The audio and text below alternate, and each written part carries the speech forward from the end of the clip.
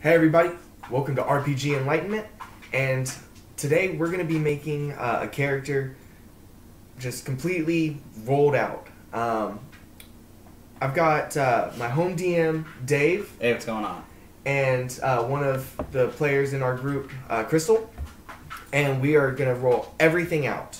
We don't know anything that's happening with this character, and to do this we're going to be using Xanathar's Guide to Everything and the Player's Handbook.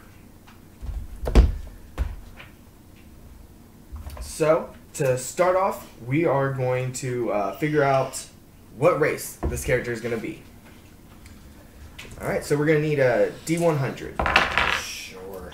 I'm gonna use the metal dice for this. Big money, no whammies. A 90-100. 90-100. A 90. Alright, so according to Xanathar's, that's going to be the DM's choice. Lovely. Do you want to still let randomize this all out and just re-roll it? Or? Yeah, let's just re-roll it since Sure. this is just, you know, there's no DM right now. There's no choice on this. It's all on the fate of the dice. 76. Alright, so 76. We're looking at a gnome. Yay! I'm gonna write this down on here for my scratch paper. Always good to have some of this right here. Yeah, definitely. Instead of erasing constantly on one of these, because if you're anything like me, you're gonna burn a hole through one of these, so you treat it like it's treasure. Real quick. Real quick, I'm burning. Yeah. You're pretty notorious for this. Your sheets are pretty bad. Yeah. They are. They are. Can you look what's on here? No, I can't. It's a hole. I see like generations worth of character scribbles. I swear it's down here. No, it's not there anymore. Yeah. If it is, it's hidden. I need like the Da Vinci Code to get this kind of Yes. information out. Face west at height at apex of sun. Wait for the third day. Why is the Mona Lisa smiling? Yes. Hold on, we gotta contact Michelangelo da Vinci. Michelangelo da Vinci. Jesus. You know what? I'm gonna let this roll. Okay, Michelangelo da Vinci. We're good. Sure. Alright, so gnomes get just basic stats for gnomes. They're gonna get a +2 to their intelligence. Cool. So we're gonna put that in here now already. +2 right off the bat. Yeah. Gnomes mature about the same rate as humans do. We're gonna go address age a little bit later, but we're gonna go ahead and go through everything right now that has to do with gnomes. And of course, Dave's gonna be taking notes. Yeah, I am. So they mature about the same rate that humans do, but they settle into adult life around age 40, and they can live upward to 500 years. Yeah. So they live quite a bit. I'm hoping for just old cadre, because it talks about how ages at age, like they reach maturity about age 40, and I mean I'm creeping up to that, and I'm still not quite there, so I don't feel like it works with me. So I'm hoping I get a really high age, and I have hope for the future. Well, like my thing is like, so I guess it doesn't say that they quite age, they mature at the same rate. Yeah. So I wonder, you know, they hit maturity at age 40. And then it's just yelling at clouds and kids about being in neighborhoods. Just smooth sailing on past there. Get off my log! Yeah. Get out my cave! That's what I would see. Just leave me alone. I've got stuff to steal. Yeah. So their size is between 3 and 4 feet tall. Cool. And they weigh about 40 pounds. All right. They're considered small. Definitely not 50 pounds. 40 pounds in one leg, man. Just one fist. Yeah. Gnomes also have the advantage of dark vision. So this character is going to be able to see in the dark. So we're going to map out dark vision right now on my sheet so I don't forget it later. Yep. If I can spell. Aren't you supposed to be the good speller? I spelled it right, but my hand didn't want to do it right. I'm sorry, are you writing things down? No. But it's nice and neat and concise and everyone can read it. It just looks like there's a U there because I got crossed up for a second. At least it's not W. I was going to put Darvkishin for a second. I'm not even going to lie. What is I don't know. Like I said, my brain knew what it wanted, but the hand's like, no, we're making this fancy. So So Calligraphy. yeah, not really. It also took me a second for my brain to realize no pen. Pen bad. Get pencil. Yeah, pen bad. Good job.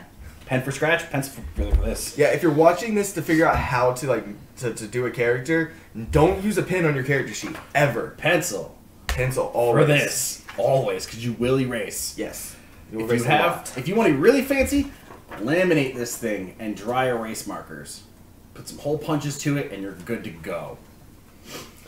Alright, so gnomes also have gnome cunning. Oh yeah. So they gain advantage on all intelligence, wisdom, and charisma saving throws against magic.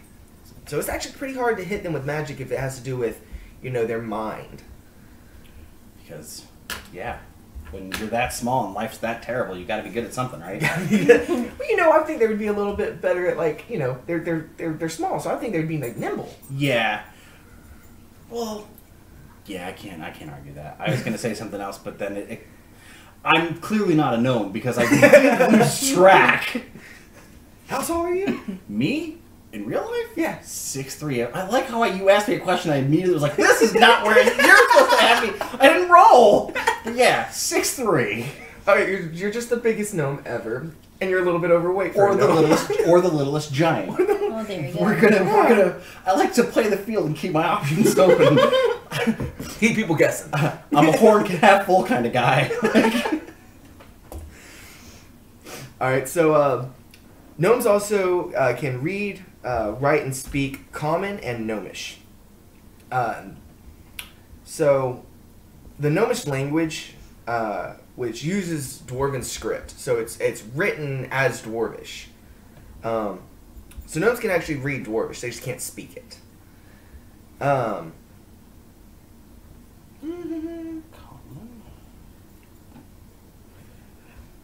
I don't even know what this all means, but I'm gonna read it to y'all anyway. See if maybe y'all can make out what this means. Oh, now so I'm excited. It is the Gnomish language, which uses Dwarvish script, is renowned for its technical. I don't even know treatises.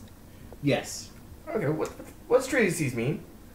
I would, if I'm remembering correctly, that would be, like mannerisms, or mannerisms may not be the right word, but like Talk with the hands, kind of thing.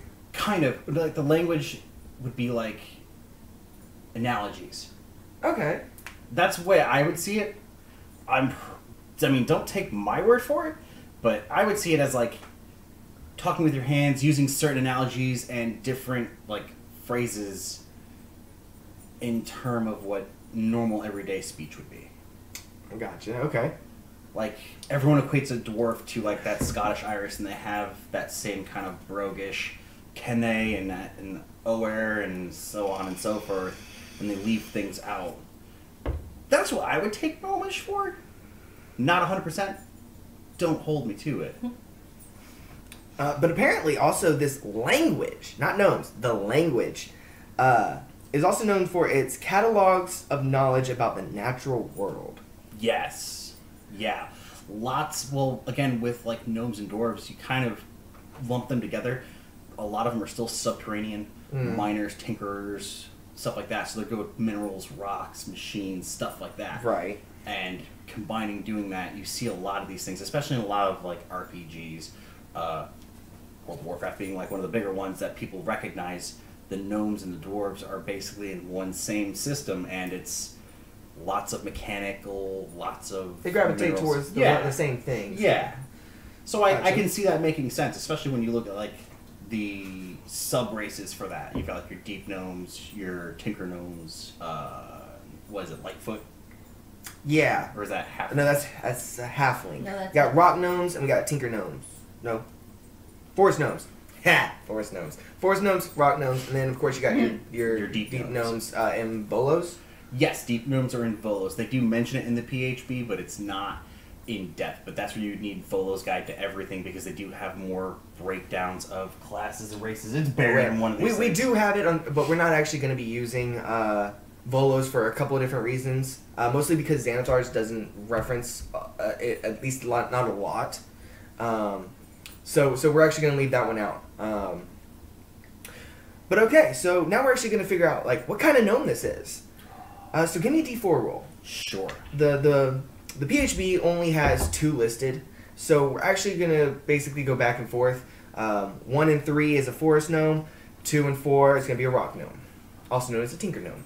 Go pointy metal dice, 1d4 piercing. Yeah, these dice are dangerous. That's a 4. 4. Can't be throwing those. All right, so we're going to be a forest gnome. Yeah, okay, forest. Oh no, I'm sorry. 1 and 3 is the forest gnome. So this is actually a rock gnome. It's tinker gnome. Yay! Sorry.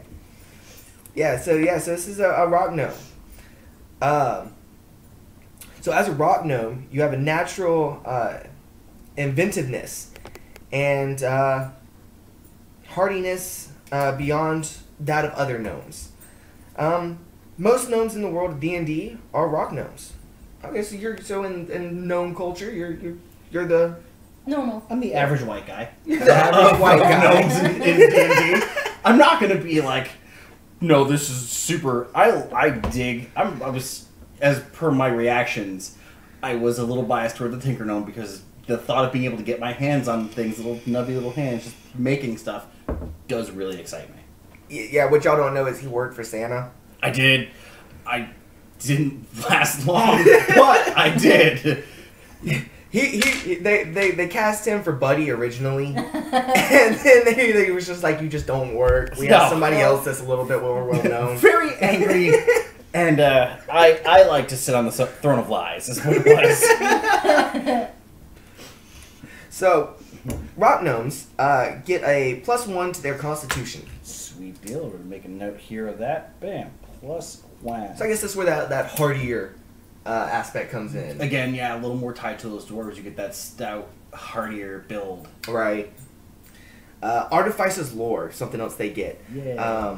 So when you make an intelligence history check related to magic items, alchemical objects, things made by people that make things go boom.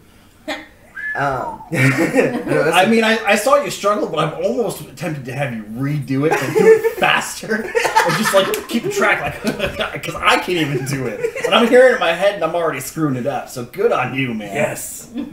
That was extremely scientific language right there. That was not easy. That was the Gnomish language right there in its own self. It just jibber jabbers and somehow it makes sense. Everyone just goes, yeah, that was smart. Yeah, I agree. Just smile and wave. So anything with alchemical objects, magic items, or technological devices, you add twice your proficiency bonus instead of just your normal proficiency bonus whenever you're doing this.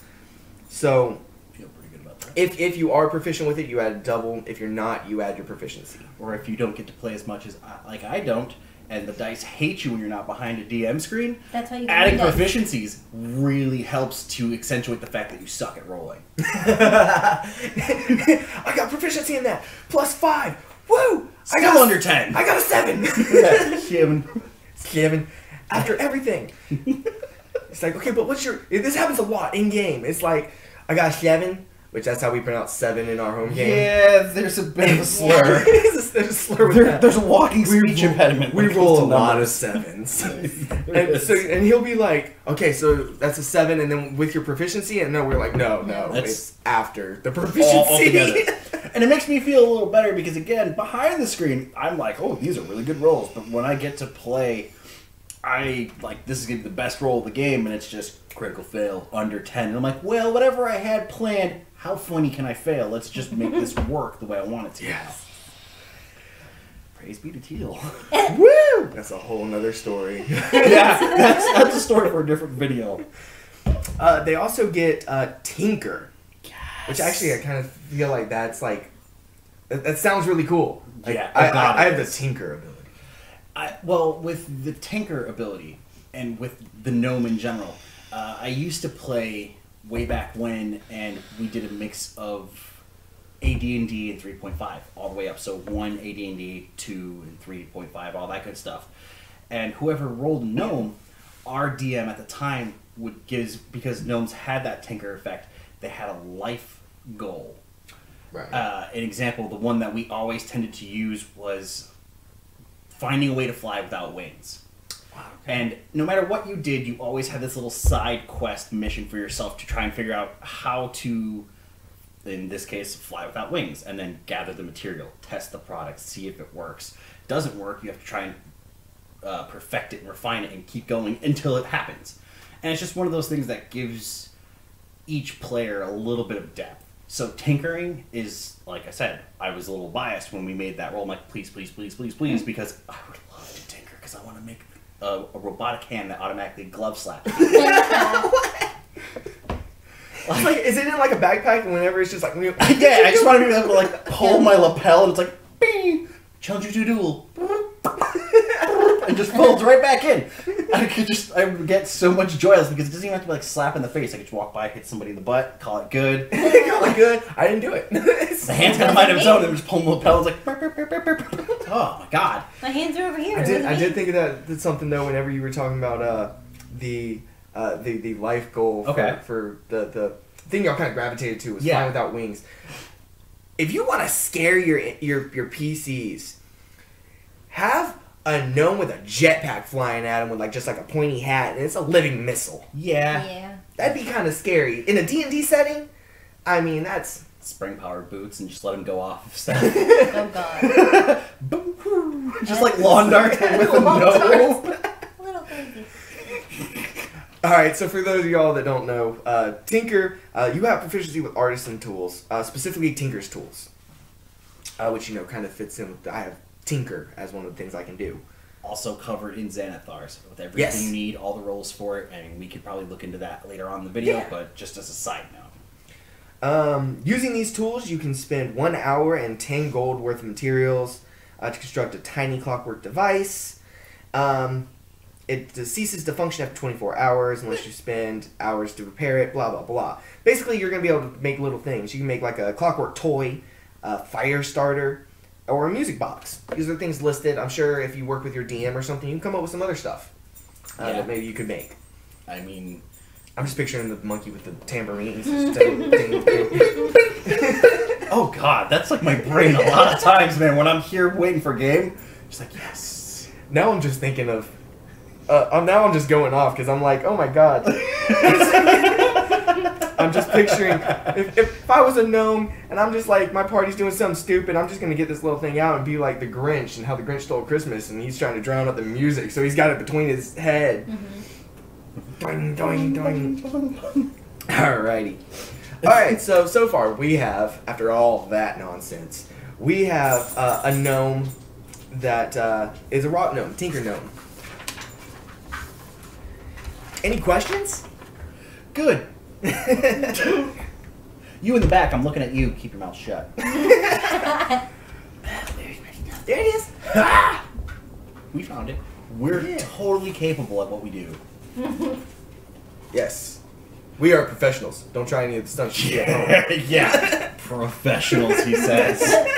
Professional killers. Yeah. That's something you don't want to put on the internet, but I don't know her anymore. Don't like your boss? Don't like your neighbor?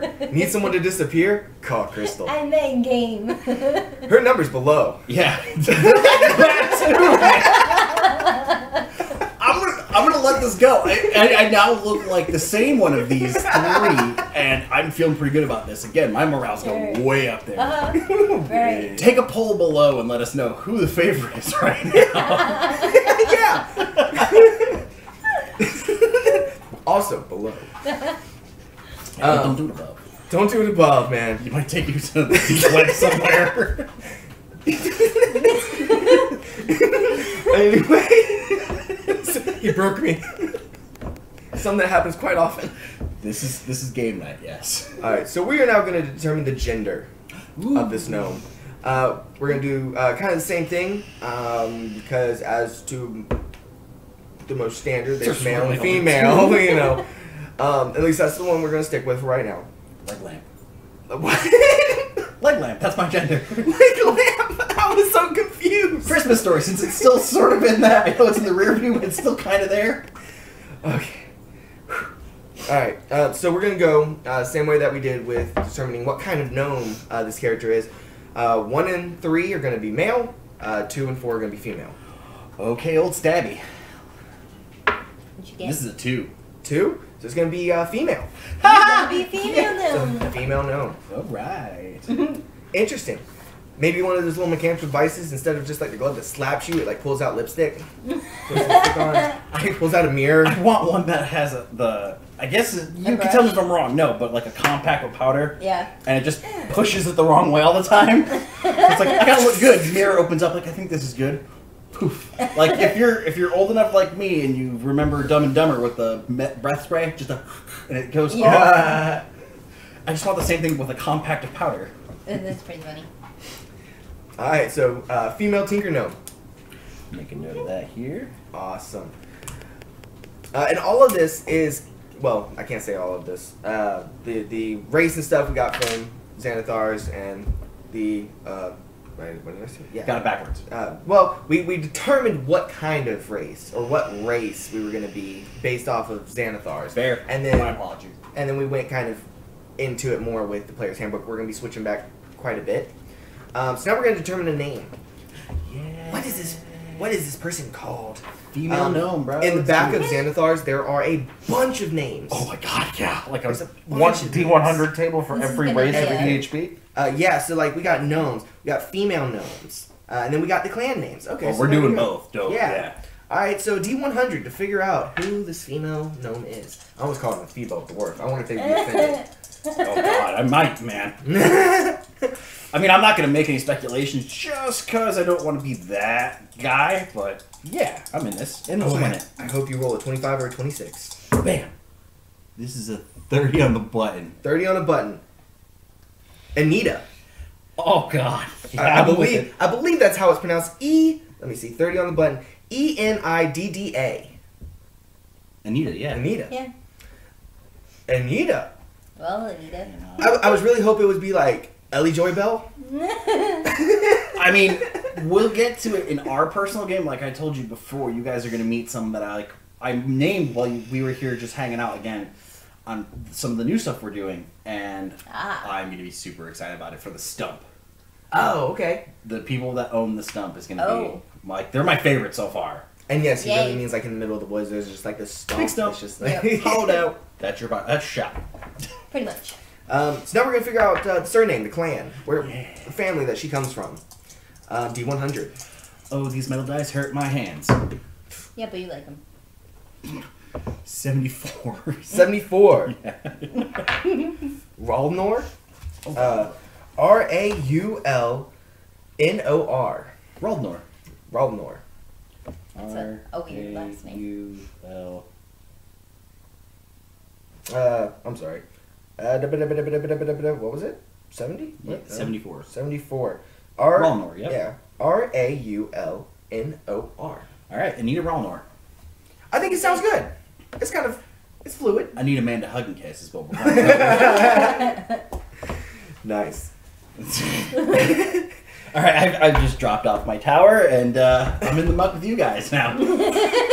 Camaraderie, this is what we do. If one's gonna be bad, we're all gonna be bad. Going down with the ship. Yeah. All right, so now we're going to determine height and weight. So for a gnome, and this is going to be coming from the PHB. That would be your second sheet. Yep. And this actually can be found on the first page of Chapter 4, Personality and Backgrounds. If you want to follow along, that's going to be on page 121. And so gnomes have a base height of 2'11", so just under 3 foot. Yes. Ankle Biters Anonymous. Ankle Biters Anonymous. Their number is below. We really are just loading up all kinds of like just bull numbers. Like here you go. 555 lose a toe. What are we doing here? 1-800 not my flail. This is why we can't do nice things, Chip, because you invite me here. Alright, so you're going to roll 2d4. Sure, I'm with it. Sharp and stabby going for 2. Man, these dice are they're Agreed. awesome. But as far as, if you throw these at somebody, it's going to hurt. Yeah. 3 and a 3, so that'd be a 6. So 6. So the base is 2'11". And you're adding 2d4 in inches. So that's 6 inches. So plus 6 inches, so it's going to be 3-5. Yay! 5. Okay, so you're on that better half of 3. She's got a weird count. She might be super thick in my brain. Okay. Base weight is going to be 35 pounds. I'm hoping for that. That's like my daughter running around here. Yeah. Yeah, it is. What? Oh, okay. So you're gonna roll 2d4 Sure. again, and this is gonna be added in pounds. It looked a little weird on this thing because most of them have it listed and they're different. But So this. 4. 4 more pounds. It looks All like. right, so 39 pounds. 39 Sure. pounds and 3'5". You're a skinny woman. It's all in the thighs. All in the thighs. It's all in the hips. God. All right. So now, how? Let me ask you this: how do the next thing we're going to determine is age? But there's not a chart for that, so we actually have to kind of. How do we want to figure out age? They mature at 40. Okay. So they reach adulthood at 40, and live upward to 500 years. Okay, so that's where the big trick comes. How much knowledge do you want to know? I would say D10 times 10. Okay. And then roll it again for single digits. Gotcha. I mean, if you're looking for like 125 or whatever, that's on its own, but just for sake of time, because we could really go super in depth, I would do, actually just do these. No. Rolling percentile? No, I think just the easier with the original idea was just D10 times 10 and then another D10 to follow. Mm-hmm. So, upwards of 100. I mean, you can kill 2 birds with 1 stone doing that, though. Sure, and just ignore. Yeah. You just add that to 40. Someone's smarter than me today, yeah. So Yeah, I don't want to be like... Anita's gonna be At least an adult. 20, so 70, 27 after 40. 27 added to 40. Yeah. So 67. Sure. 67. Okay, so a little bit of experience. As far as being in the world as an adult, She's still... but she's young. She's still good. I'm okay with this. Yeah, I mean she's She's like young still. yeah. I mean I would kind of equate it maybe to like you're getting your first house or something. Yeah. She's a gilf. I know I'd like to fight. You're what? A gilf. I know I'd like to fight. Come on now. Okay. We're coining that. Don't steal it. Yeah, fine. Steal it. It's fine. All right. It's never good to try and do that with your secret. Next, we're gonna determine background. Now, there's 2 kind of different ways we can go about it. The way we've determined is we actually made our own little roll chart for this. Because otherwise you can go to Xanathar's and there's like occupations, but there's things like farmer in here that don't cover or don't specifically fall under anything. I mean, you can be like an acolyte and still be a farmer. You could be in a temple and work Still with grow their crops. plant, yeah. So we're actually gonna roll a D100 to figure out the background. Sure thing. 69. 69. She's a noble. Ooh. And that's background. Yes, that is the actual background. She is a noble. N-O-B-L-E? Yep. Yes. See, I can't spell gooder. Gooder is not a word. We are educated here. This guy's S-M-R-T, like, all day long. S-M-R-T, smart. Smatter, if you're fancy. No. You shush. Awesome. It's really kind of hard because I get you laughing and then I just have her just silently judging and I can feel it. Silently Like judging. there's giggles in there, but she's just like, what in the hell? You do it to me. I do. Oh, in case y'all don't know, they're married. So Totally fine. if she slaps him in the back of the head at some point, Call the police. No, that's not. I don't know where we are, but just call. just call. Just so that somebody knows. Yeah, and I'm 5'1" and you're 6'3". Okay. That doesn't... Ankle biter. Ankle biter, man. I really hope that recorded because it the screen cut off, went black, and we were like, ah! What you didn't see was the black eye covered up real quick. Again, Tinker Gnome, magic makeup compartment, poof. Yeah. I look good as new. $1,000,000. Note to self. Okay. Move my little wireless mouse over here every once in a while. Or just turn off the sleep timer. There's a sleep timer? Yeah, there's a screensaver timer. In case I'm pretty sure y'all know if y'all watch any of my videos, I am not technologically advanced at all. It's okay, we're both like in this area, so if I feel like it's getting there, I'm just gonna shove. Yeah. Well, you see, if we're going off of this, Tinker Gnome, I should know these things. Goblin. and no. Maybe. Well, I mean, again, if you go with WoW, it's the goblins are technologically advanced, except more exploding. Yeah. You don't game too much. I used to be big into it. I can kind of see that like with Magic the Gathering. You know, like every goblin has like a backpack full of bonds strapped to them. Yeah, that's pretty much the route they went. Was just they make stuff crudely and it usually blows up. Yeah. Yeah, it's not meant to be like we're making a dam. It blew up. It's not meant to be useful and helpful. More so, just how will this blow up and hurt someone else? But people will praise me for it of being just ahead of my time. Yes. And it's like, yeah, cool. Again, springy shoes, but those shoes will be packed full of like TNT as they make impact. Yeah. And then you have a percentage chance of blowing up on impact before release. Yeah. There you go. I mean, if it works, you're a hero. You're a folk hero. Right? If it doesn't, you kamikaze. There you go. Yeah. So nobles are all they were born into wealth, power, and privilege.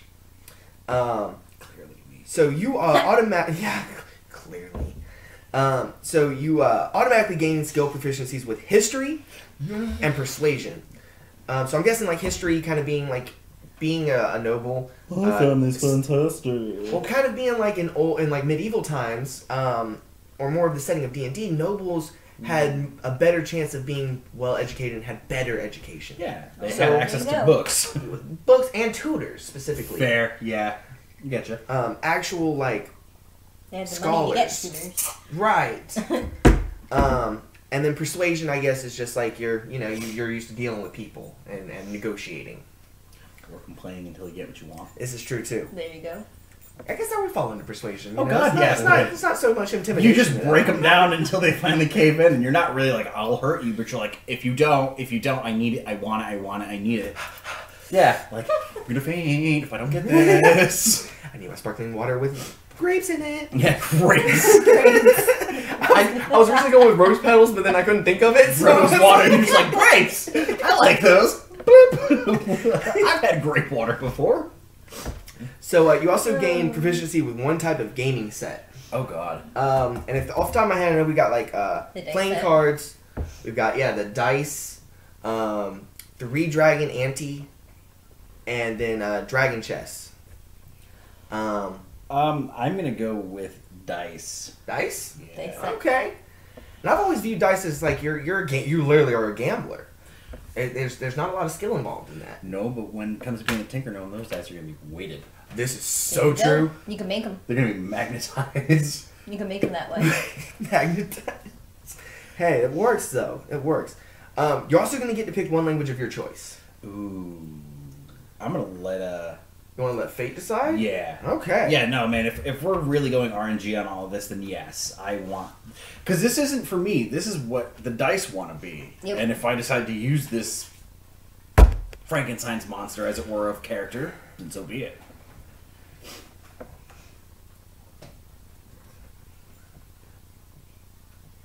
So, roll a d20. Sure. And we'll kind of determine it off of that because I kind of had to finagle it a little bit because he already knows 2. There's 14 of them. That's a Yeah. 5. 5, so we got 1, 2, 3, 4, 5. You know Goblin. Goblin. Which is super ironic that we were just talking about Goblin. Yep. I'm okay with that. And if you're looking at the book, trying to figure out like how did he get 5 and it being Goblin, because Common is the first one, and then Gnomish is actually the 5th. So, He already has that. just the next Exclude one. those two, and I mean, with being able to write Dwarvish, it's a little bit of a gray area. So, There you go. We're gonna have to fudge some things because it's a little more impossible unless you have just specialty dice. And if you do, please contact me because I'd love some. Yeah. Yep. You have a D7. I'm all about it. Yes. Yeah. Just I will keep that thing in like a glass prism, like, and just be like, look at Round that. on all sides and then flat on one side. I've got a one-sided dice.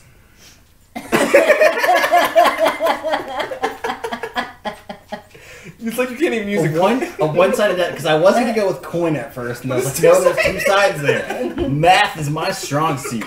A one-sided dice. But you see It the would whole. literally just be a picture. But yes, but it's only a 20. But yeah, in the day and age of cell phones and tablets, you're really just like picture. It's only got one side, flat screen. It's always a 20, man. It's always a 20. There you go. There's using your noodle. So some starting equipment for you. Sure. You got fine clothes. I'm on that. You have a signet ring.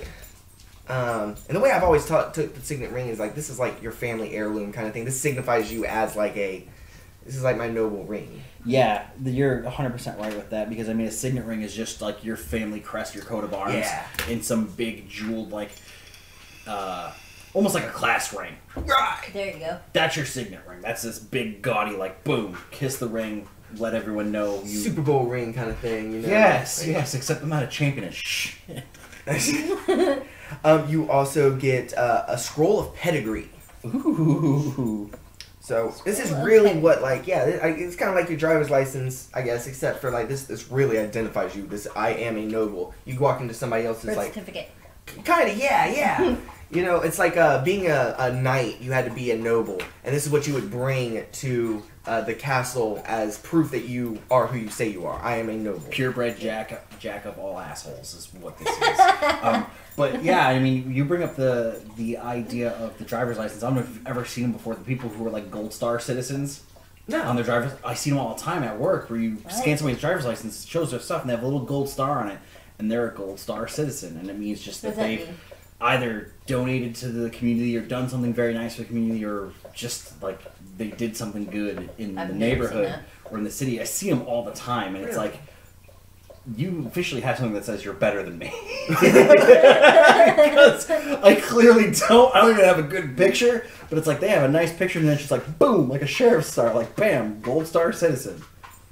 All right, so if you're a gold star citizen and you're watching this, just comment below. Like, let me know because I want to know how I become a gold star citizen. Yeah, or like a red star citizen. I don't know if that's worse or not. They're even on people's license plates. Really? Yes. And I mean, like the handicap sticker, like the picture. Not like that kind of, but it's implanted on the plate, and it's this little gold star, and it's just, again, like the driver's license, or in this case, like a scroll of pedigree. It just shows that they have done something in the community that they earned that. Right.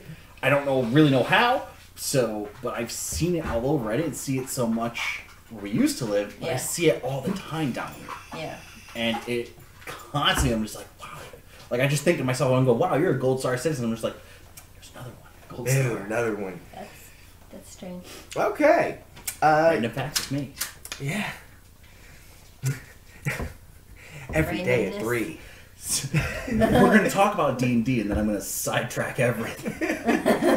That's okay. Hey, if we ever do a random facts video, between me and him, we got you for days. We got like thousands. What do you know a lot about? No. Pupper? Yeah, pretty much. Yes.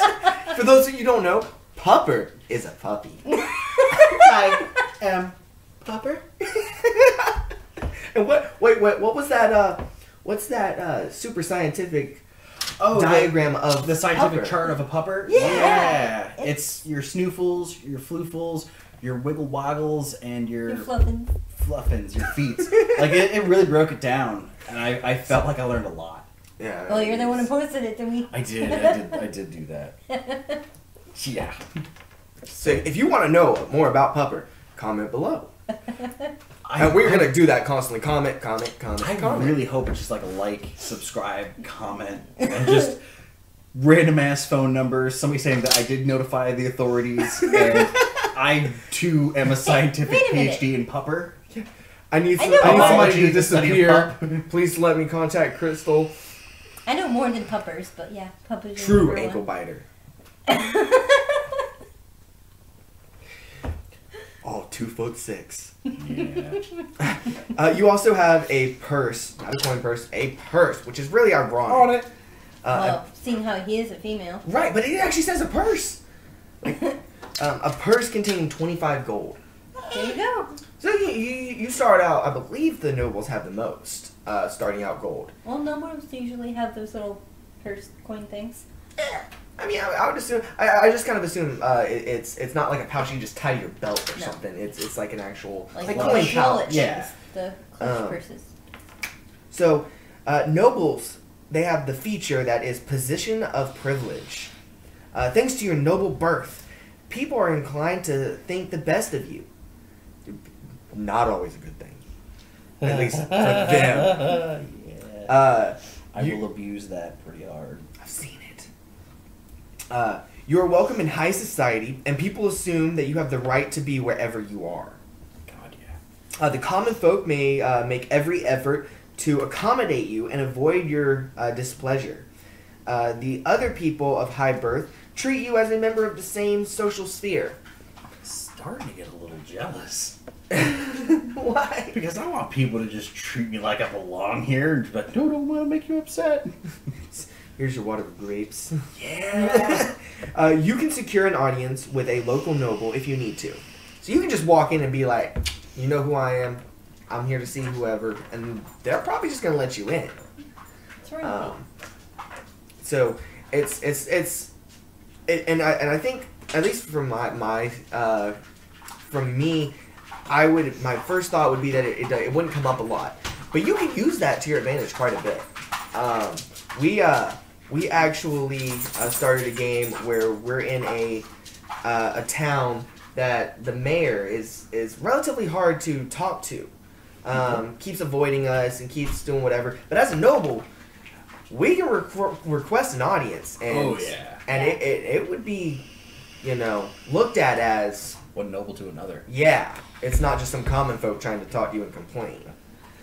So there are some situations where that can come in handy.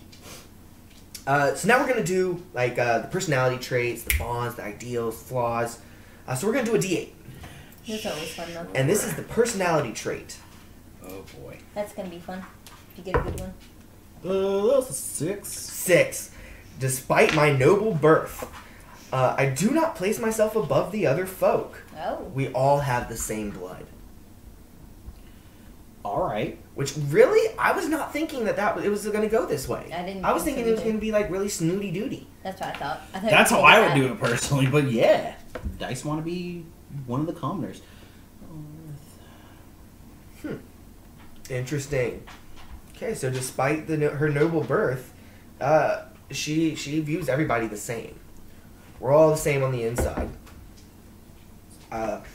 I guess she kind of maybe assumed that status doesn't have all that much to do with, who you are. Yeah.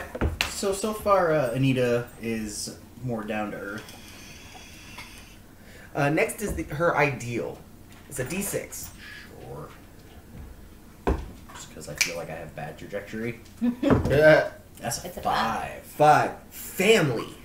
Oh, God. Blood runs thicker than water. Okay. So we all have the same blood. But mine's way better. Yeah. My family is a little bit more important. At least as far as, like, if my family needs something. Okay. So I think that could cut out. So far, everyone's on the same level. I'm not up above you, but family first. Yeah. I think that's kind of like what most people feel. Like, I don't view myself above Dave and Crystal, but if my wife is sick, I'm putting her first. Not mine. I'm sorry, Dave. You are the weakest link. You've been voted off the island. Chair drops out, I'm gone. Oh, that would be great if if it literally just dropped out, because my table is like super bad. My chairs are cursed. You know what? I would Funniest really. thing ever. I'd probably call it quits at that point. Like, dude, I'm out. I'm done. That was a sign. I Yeah. retire. Yes. I'll be back to pick up my things later. I'll send somebody for them. You send all my stuff by Messenger Baby, and Messenger baby. it'll get get there. Margaret will be there tomorrow. I don't know about tomorrow. I mean, I'm giving it ground service postal, like ground postal. Gets lost. She's like walking through the snow. There's no snow. Then For her, there would be. She went a little bit out of the way. Yeah, so there you go. Flag up Everest back. Just trudging. Yo, Up the mountain. all 1.5 foot of her. Laundry basket overhead. Yes. That's her armor. She wears it. Right. Next is going to be Anita's bond. Sure. It's a D6. I need a bond. This is a 1. Okay, before I read that, because I know I had a difficult time understanding bond. Mm-hmm. What is a bond? A bond would be, in my interpretation, something that drives you on. Like that thing that you never, like how your ideal is blood, thicker than water, so she's about family, but everyone always has their own personal agenda that they don't falter from. Right. That they stick to, whether it be someone's brutally honest, or someone will give the shirt off their back, or they strive for knowledge or greatness or whatever. There's always that one thing that holds them true no matter what, which also ties into your flaw, because that one thing that they hold true to can still turn and be a double-edged sword and go against them. Right. All right. So that means that Anita's driving force, her bond, is I will face any challenge to win the approval of my family. All Oh. still falling into place. Yeah, it's all about. It kind of looks like it's all about family for her, you know. But that maybe does that mean that maybe she views herself as either views herself or feels like her family looks down on her? But this is where the personality trait really fits in too, because now you have that personality trait where no one's better than the other, we're Yep. all the same blood. But now you have that bond where she will go after anything, and her ideal of family comes first. Mm-hmm. So now it's, in her eyes, maybe she doesn't meet standard, but for everything else, she always strives to get that approval from family. If y'all can hear that, that's my pupper. Yes. You can probably see her a little bit over there. That's Evie. Say hi. Gotta go outside, Evie? Will you let her out, please? Yep. Alright, so yeah, and this is all rolled out. We have not planned any of this. And it just happens to kind of all work out with like that family and the blood factor. Especially being a noble. And yeah. I mean, it all really pulls out, like, it works really well, exactly like you're saying, because you have the, I view it as everyone's all the same, but family comes first, and although I view everyone as being the same, I want the approval of the rest of my family. Especially being a noble, I can't let them down. There's always that pressure, that mounting pressure. Next is her flaw. She's played by me. Which is played by Dave. D6, please. Got it. This would be a 5. 5. Have we gotten... Okay, we got 5, 5, 1, 5. In fact, the world does revolve around me. Oh. That's... You know what? It's That's like- a good clash, though. It is? Because it Contradicting makes itself. it makes her very hypocritical. Yeah. And again, like we were talking about the bonds, where that's a double-edged sword. Mm. Because to outward appearances, everyone's the same, but in fact, it's still always going to be centered on her, because what would make her look better in her family's eyes. Right. So, Kind of maybe see it as like when it suits her, everybody's the same. Yep. But then when it suits her, it's all about me. So yeah. She's contradicting Interesting.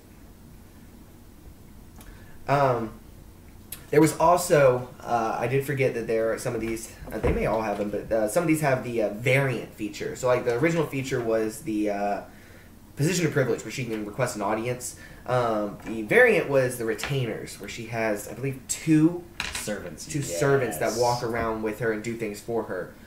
But you can't beat them up or belittle them or berate them, because they will leave you. Yeah, you can't put them in any kind of danger. Or knowingly put them into danger. Yes. Now you tell them, go deliver this, and they get attacked by rogue bandits or something. They can't be mad at you. What they can, but They won't leave because of that. No, but Right. you also can't be like, you know what? Let me walk on your back to cross this puddle because it's Yeah. kind of mighty. You're like, nah. This isn't like a dictatorship. Yeah, they're still people, and they have feelings. All I'm picturing is 300 and the Persians. Okay. And Leonidas, no, not Leonidas, that's the good guy. Perspective, but yes. It's all about perspective. Truth is a matter of perspective. But yeah, where he's coming off the throne Yeah! and stepping on the backs of all of And his they're just like slaves. bending down, like letting him walk on them. That's crazy. That's something it doesn't want you to do because they will leave you. Yes. Which I think is a good thing to keep in mind. You know, Yeah. I gotta, they are my servants, but I can't, like, just straight up abuse them. I'm not mad and I can't just go and, like, punch you in the face because you're my retainer. You can't. I mean, you can, but, you know. I don't think anybody want to. Well, they're clearly not going to like it. So that's the background. Now, based off of this background, we're going to go ahead and roll stats.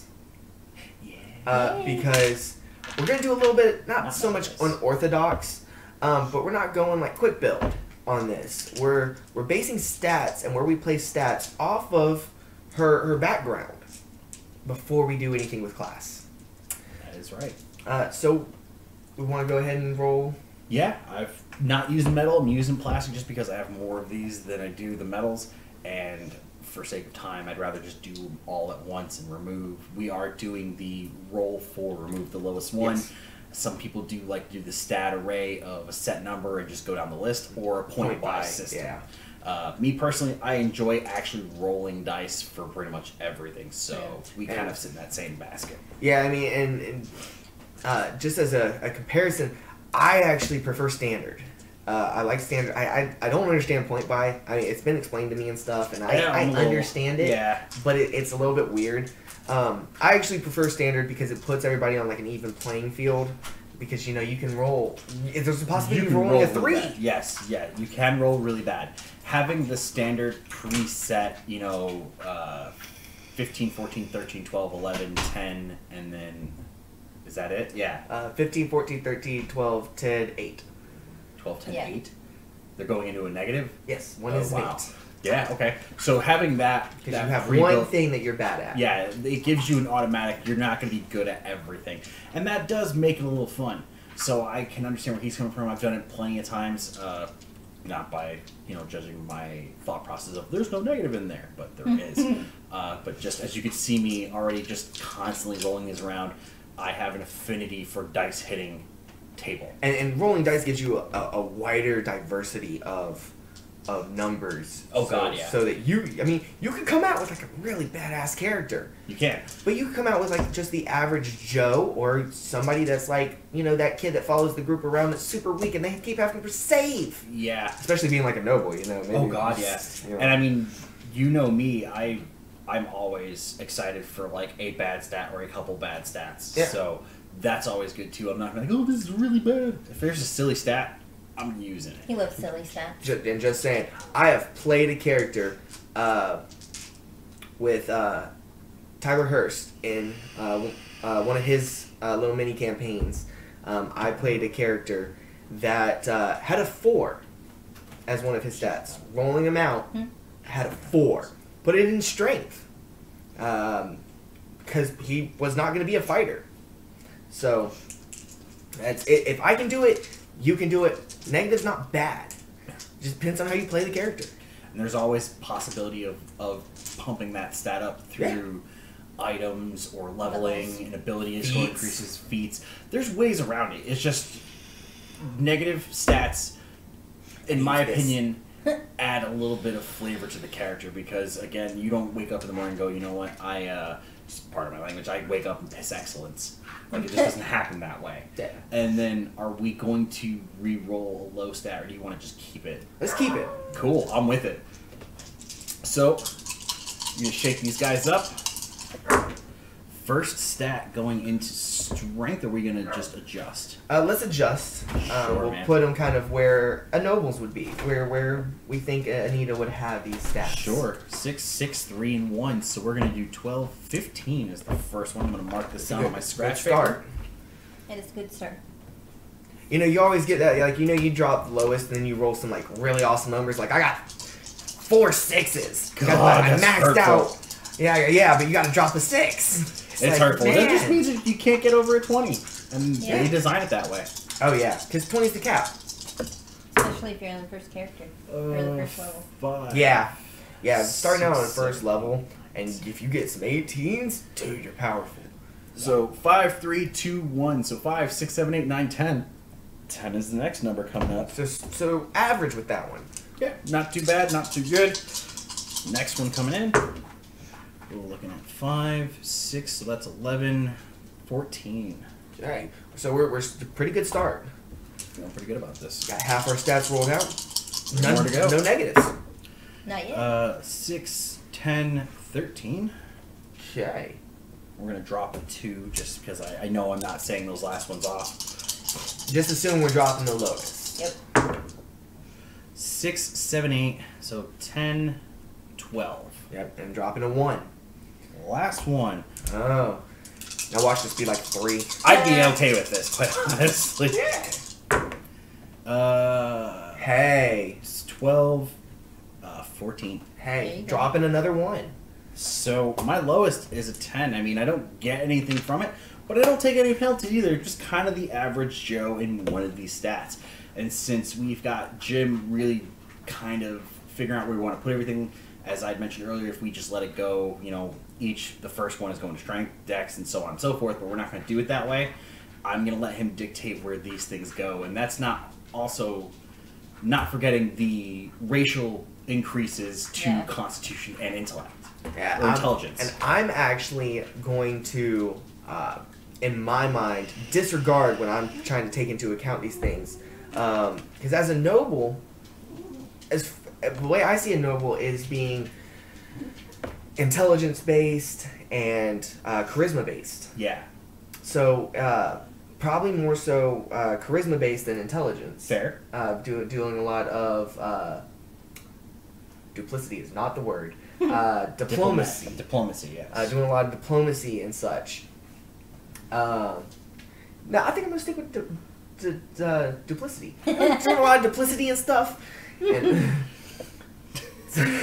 He did give you a warning to try this stuff at home. yes. Yeah. I mean, I say go all for it, but you get weird looks when you use weird words. It's true. It happens a lot here, though. But I would like this to be a back and forth. So I think charisma should be the highest. Okay, yeah. I mean, we don't have a class right now, so Yeah. I can understand that. Charisma. So we're gonna look at the 15. So 15 going into We'll drop charisma. 15 into charisma, and then I'm gonna make a side note here just so I don't mark it off twice. Good And that's stuff. gonna be a +3. No, +2. +2. Yep. Wow, can't remember sometimes. Yeah, it's those even numbers that you remember. Yes, that's also that +2 that we're talking about is if you haven't done one before, it's your modifier.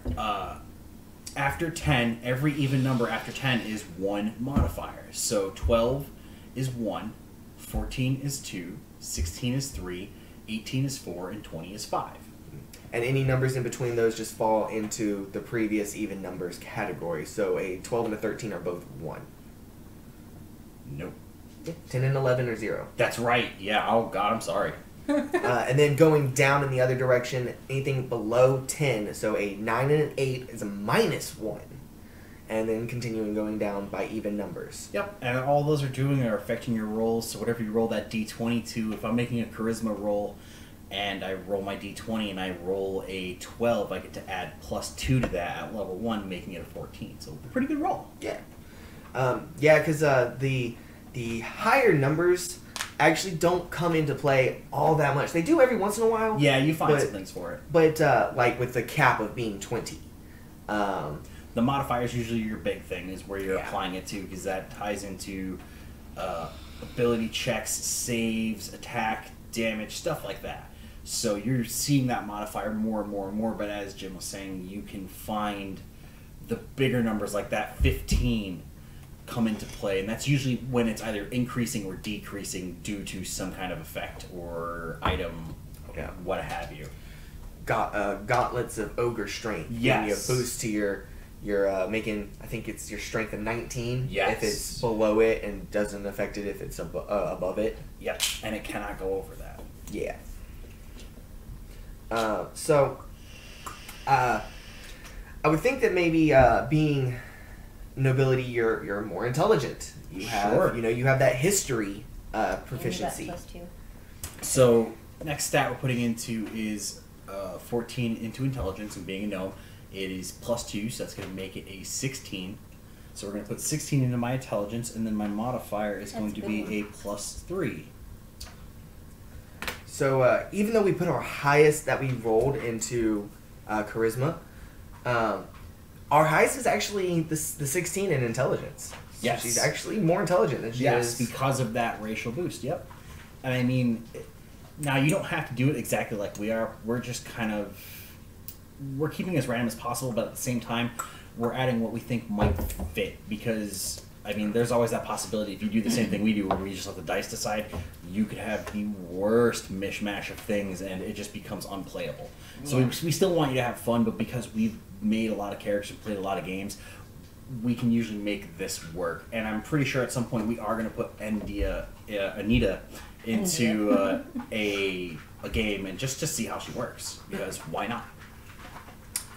Okay, so let's see. We've got strength, dexterity, constitution, and wisdom left. Stuff. And this is kind of where I might be stuck. I honestly would like to say maybe strength being the lowest. Okay. Just because a gnome being small. And I mean, I can understand that. And I mean, even my lowest stat still isn't in a negative. It's just an average stat. It's an average. So that's fine with me, man. If you want to pop that lowest in there and get that out of the way now, we most certainly Yeah, can. let's go ahead and Sure. and put the lowest, which is a 10. Yep. So it's I'm gonna average. put that 10 right up here in strength, and that is going to have a 0 modifier because it's not over 10 and it's not at 12. Yep. So it's literally just right there. And this is probably Like- most people actually think that I don't remember who I was talking to about this, but most people actually think that average. They think like maybe a commoner. Yeah. But a commoner's average is more like 8. Yeah. They're actually like weaker than the standard adventurer. Yes. Than the people that we Well, because they we always play. have other people doing stuff for them. Yes, in a sense, you make a good point, and at the same time too, you got to think D&D is very, for the most part, the common setting is the medieval times, and very. When you think commoner, you think peasant in the streets, doesn't have a lot of education, doesn't really do much. They're very lucky, even if they have some kind of job or apprenticeship with somebody else, but you can still find the random beggar. Yep. And where they would have subpar stats. So you're right, where sometimes they would have a commoner would have somebody else doing something for them, or they would rely on other people to do things, Yep. such as where you mainly play an adventurer, and the commoners and townfolk rely on that adventurer, versus them going out there and trying to kill a band of goblins or recover magical MacGuffin from faraway place location Z. Which normally Yeah. leads into them calling adventurers because a lot of them got killed because of this. Yes. Because they tried to handle this But so dire wolf in the woods Yes. and got eaten because of it. The So they moral of called the us. story is don't go hunting for magical MacGuffins when you can call an adventurer. Yes. If you find an adventurer, please leave a number below. We are looking for one. We are. Scratch my out. Being that small and like we mentioned before, kind of being very nimble. Okay. Maybe the next one being in dex, next highest. Sure, but I got another 14 to Should we kill do away there. 14? Okay. Pop it in dex. So 14 going in dexterity. That's going to be a +2 modifier because it is the second even number. Okay. And we're going to scratch it off our scratch paper. And then I think them being Tinker Gnomes, Rock Gnomes being a little bit more hardy. Con should be the Constitution. Should maybe be the next highest. Sure, so we'll put that 13 in there, and because of the +1 to Constitution, makes it a 14. So There you again, go. bumping it up Yeah. more than what it was. So 13 is going to turn into a 14, and that's also going to give me another +2 modifier for the same exact reason as dexterity. Yep. And for those of you keeping track, that means that Last one left is wisdom. wisdom. Yep. And This that'll is be like a 12. common sense. So a little bit above common sense, She knows her way around. She knows what to do. I mean, common sense is a rare commodity for people sometimes. This So is true. This is true. All right. So now we have everything kind of statted out. We got a 10 for strength. If you can. Yeah. Can you see it? Can you read it? Push pause now. Okay. We didn't do anything. We're fancy here. Super fancy. All right. So we have our background, we have our traits, we have our stats. Yep. So now we're gonna. And we have a race. And we have our race, we have our age, all that good stuff. So we have a good little chunk.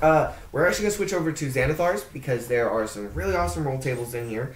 The one we're actually gonna go to is why she became a noble. Why is she a noble? Very good. And if you are running with the standard 5th edition 3 sheets, and you are using Xanathar's, you have an open thing for it, I would suggest writing these responses and answers on just a scratch piece of paper. Notepad works good. I do that with this first, that way I can get it all written down if I have to write it in shorthand, and then I can apply it to one of these pages later so that I have it and I don't make any mistakes, because again, erasers are not your friend.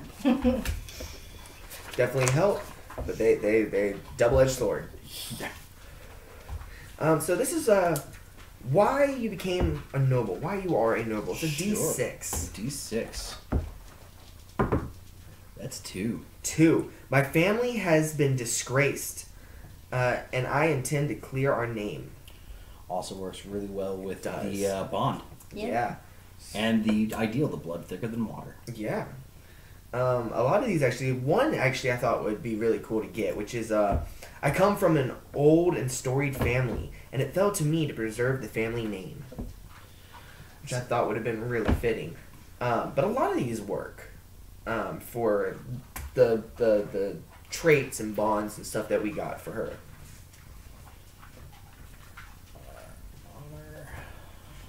Cool.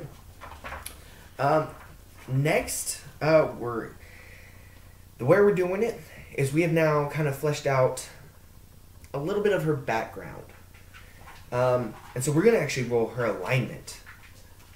So we're jumping to alignment now. Cool. Yes. All right, man. We're going to do the alignment to figure out kind of, how she, I guess, how Sure. she acts. This is that lawful good, neutral evil. Your standard 9 array Yeah. of just tomfoolery and mischief.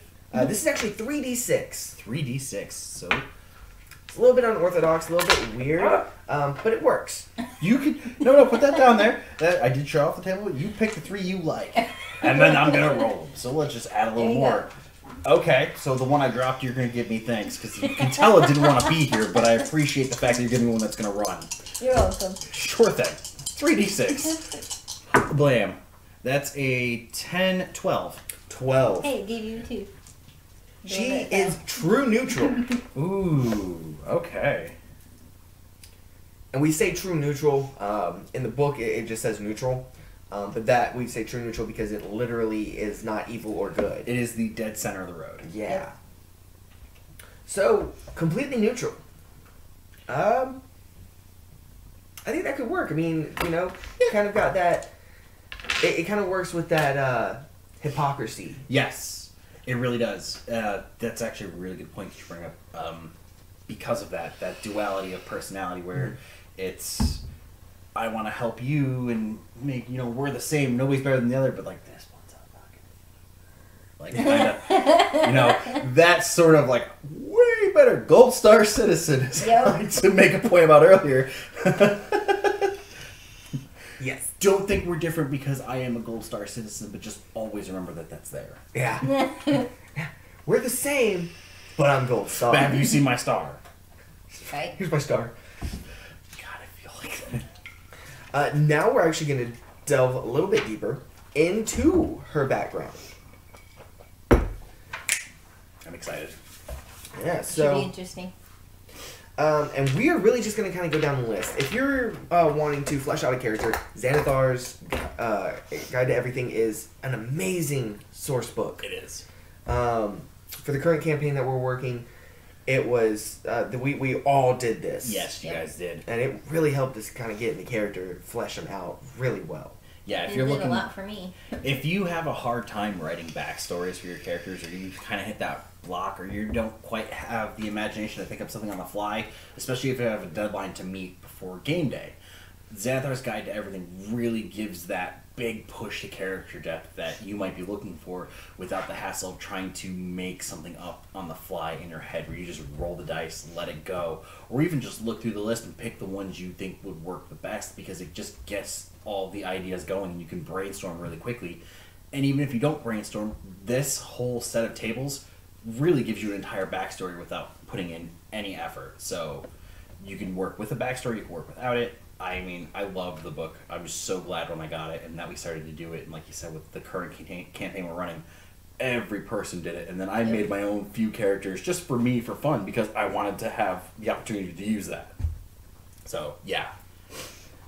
So the first roll table is D100, and this is to figure out if you knew or did not know your parents.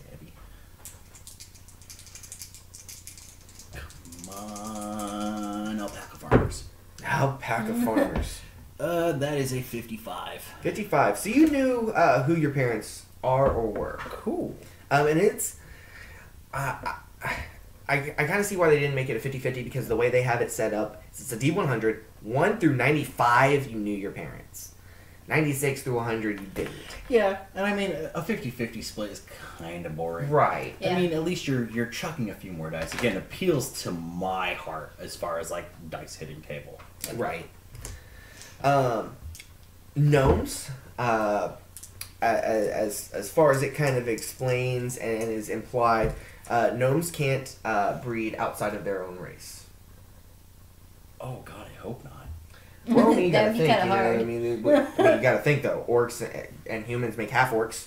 Yeah. So, I mean, that's not... And don't think too hard on that. Yeah, just don't go down that rabbit hole. Just listen. Yeah, But they can't breed so- outside their race. So which is both good. of your parents or her parents are going to be gnomes. Cool. Both genomes.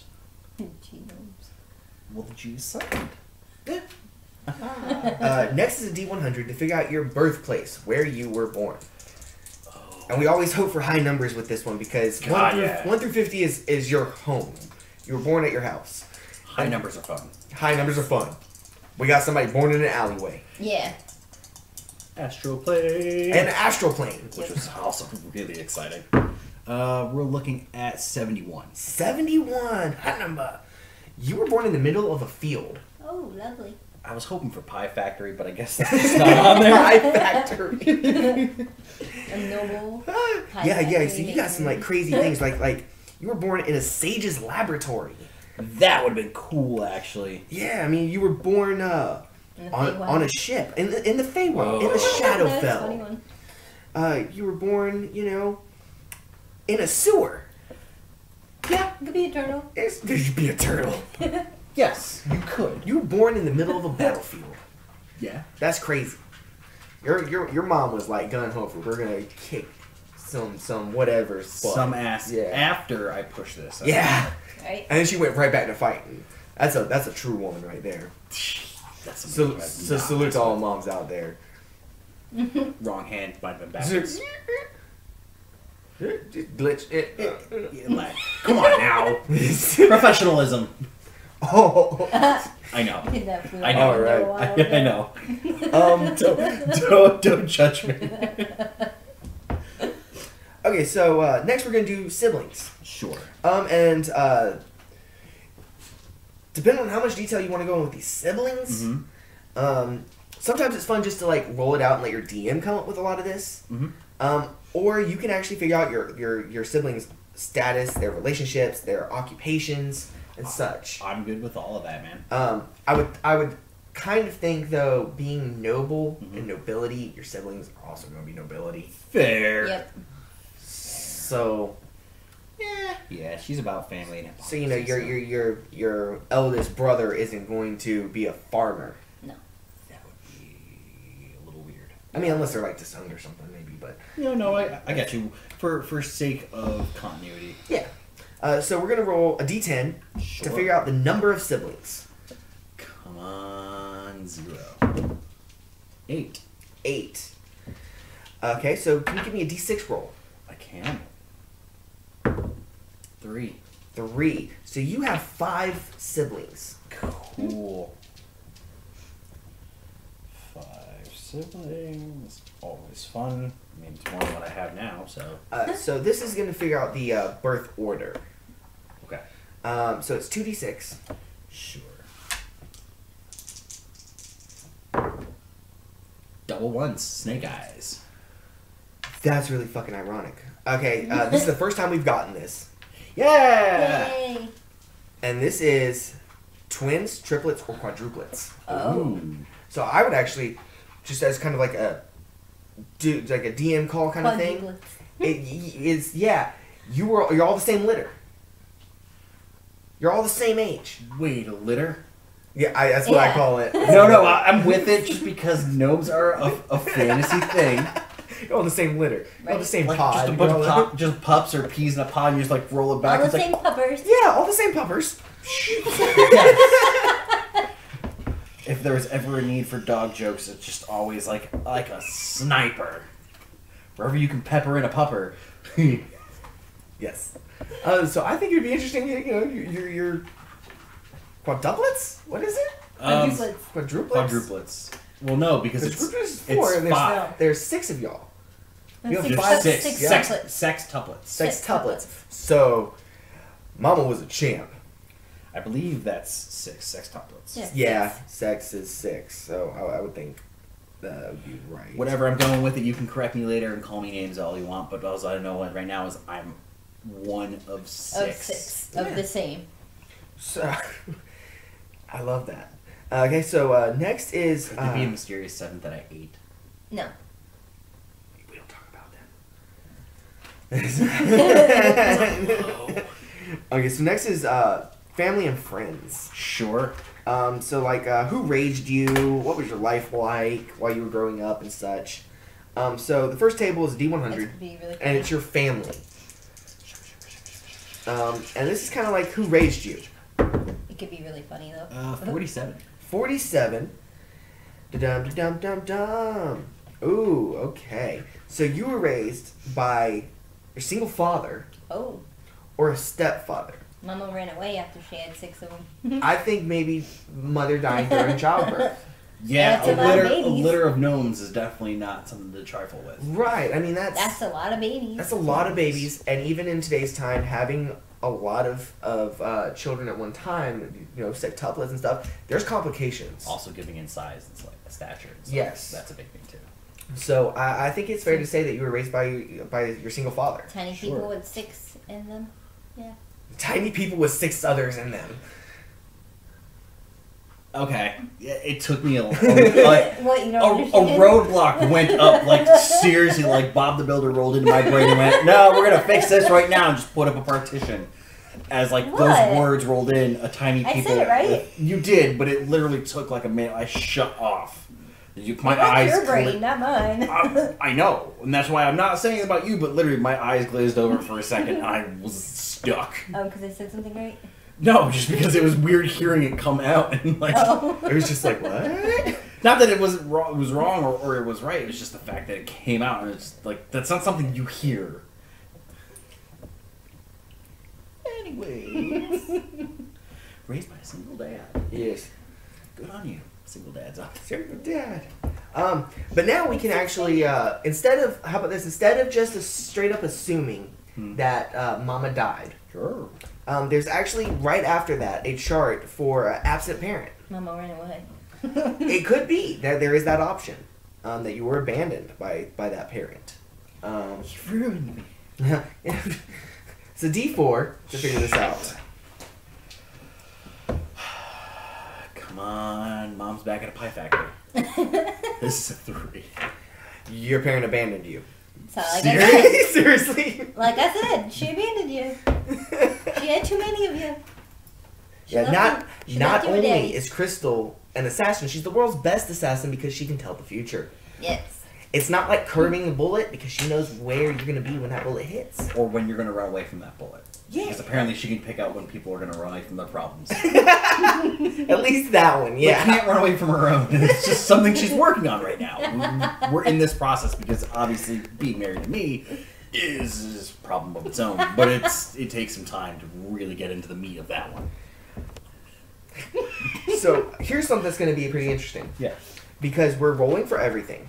Even though she is nobility, we're going to roll the lifestyle. Oh. And figure out if she was poor growing up. Well, or my if she was family an has aristocrat. been disgraced. This is true. So this works. Alright, so it's 3d6. Vanna, pick a 3 dice you like. There you go. Oh, that's not the orange one this time. Yeah. She still gave me the jumping bean one. But No, because the orange one was the one that jumped. Cool, we're done.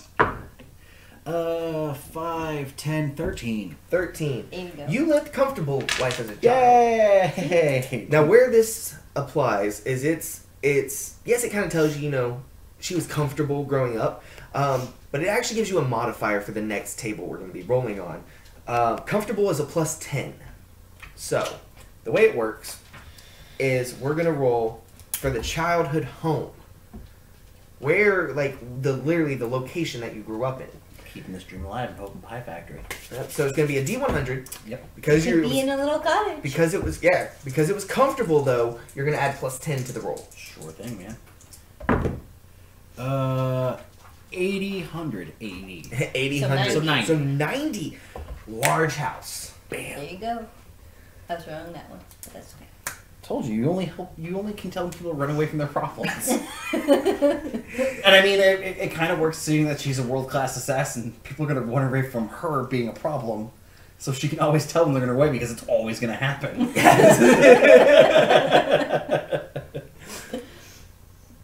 Style.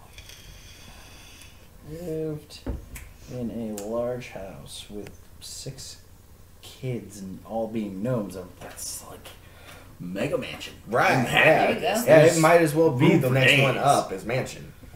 And then palace or castle is the highest one you can get. Palace or castle's a freaking planet for me right Yeah. now. Next we're Well, going to there's do 6 of you, so. your childhood memories. It's only going to give us one memory, but we can kind of base things off of that.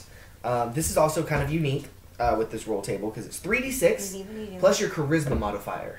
3d6 plus charisma modifier. So I'm going to grab those guys. I'm going to grab this one too. And remember, charisma was originally our highest. Now it's our second highest with a plus 2. 6, 7, 8, 9. 9 then plus 2. Yes. So it's going to be 11. Mm-hmm. So an 11. We seem to get this one a lot, which is I had a few close friends and lived an ordinary childhood. Yeah, that one always comes up. Yeah, we get that quite All a the bit. time. It's 9 through 12, which I guess, you know, is kind of right there in the middle between those. It could be really worse, or really bad, or Really worse. really worse. It could be really worse, y'all. I'm trying to write this as best I can without laughing. Stone facing the hell of it. But you can are tell that I'm just like... so But tiny. it could be like, I spent my childhood alone with no close friends. Or, you know, I'm haunted by my childhood because I was feared by my peers. Oh, those Stranger Things moments. Yeah, there you go. All right. So that's really everything for, actually, let me see, make sure. Yeah. So that's everything for the history, her past kind of history as like a child and growing up and such. Oh. Her origins, as it's called in the book. Next is actually we're gonna go to class. Yay. School. So class is going to also be in Xanathar's. Yeah, that table. That table. That one thing over there. It's a D100. Yes. And these are all your standard classes. You know, everything that's in the PHB. Yep. We have yet to actually randomly roll for class. Yes. No, we have not. We've just taken it as to what we already were because obviously we were making character sheets in a hurry. So Mhm. this is actually a little more interesting because now I don't know what it's gonna be. Yeah, this is like fresh thing. 57. 57. You're a monk. Oh, I should have erased my previous thing. a monk gnome. A monk noble gnome. Monk noble gnome. Interesting. That could definitely be interesting. That's a 6-tuplet. That's a 6-tuplet. The one that was the oddball. Yeah. Decided to become a monk. Yep. All right. Something that we're also going to be doing is we're not assuming that it's level 1. We're actually going to go up to level 3. I would hold up 3, but I only got 2.5. Hey. I mean, everyone else is cool. Not that guy. I like you were getting ready to throw the thumb up, but then there's like the wall or me. That guy. Trust Jim. So Scout's honor.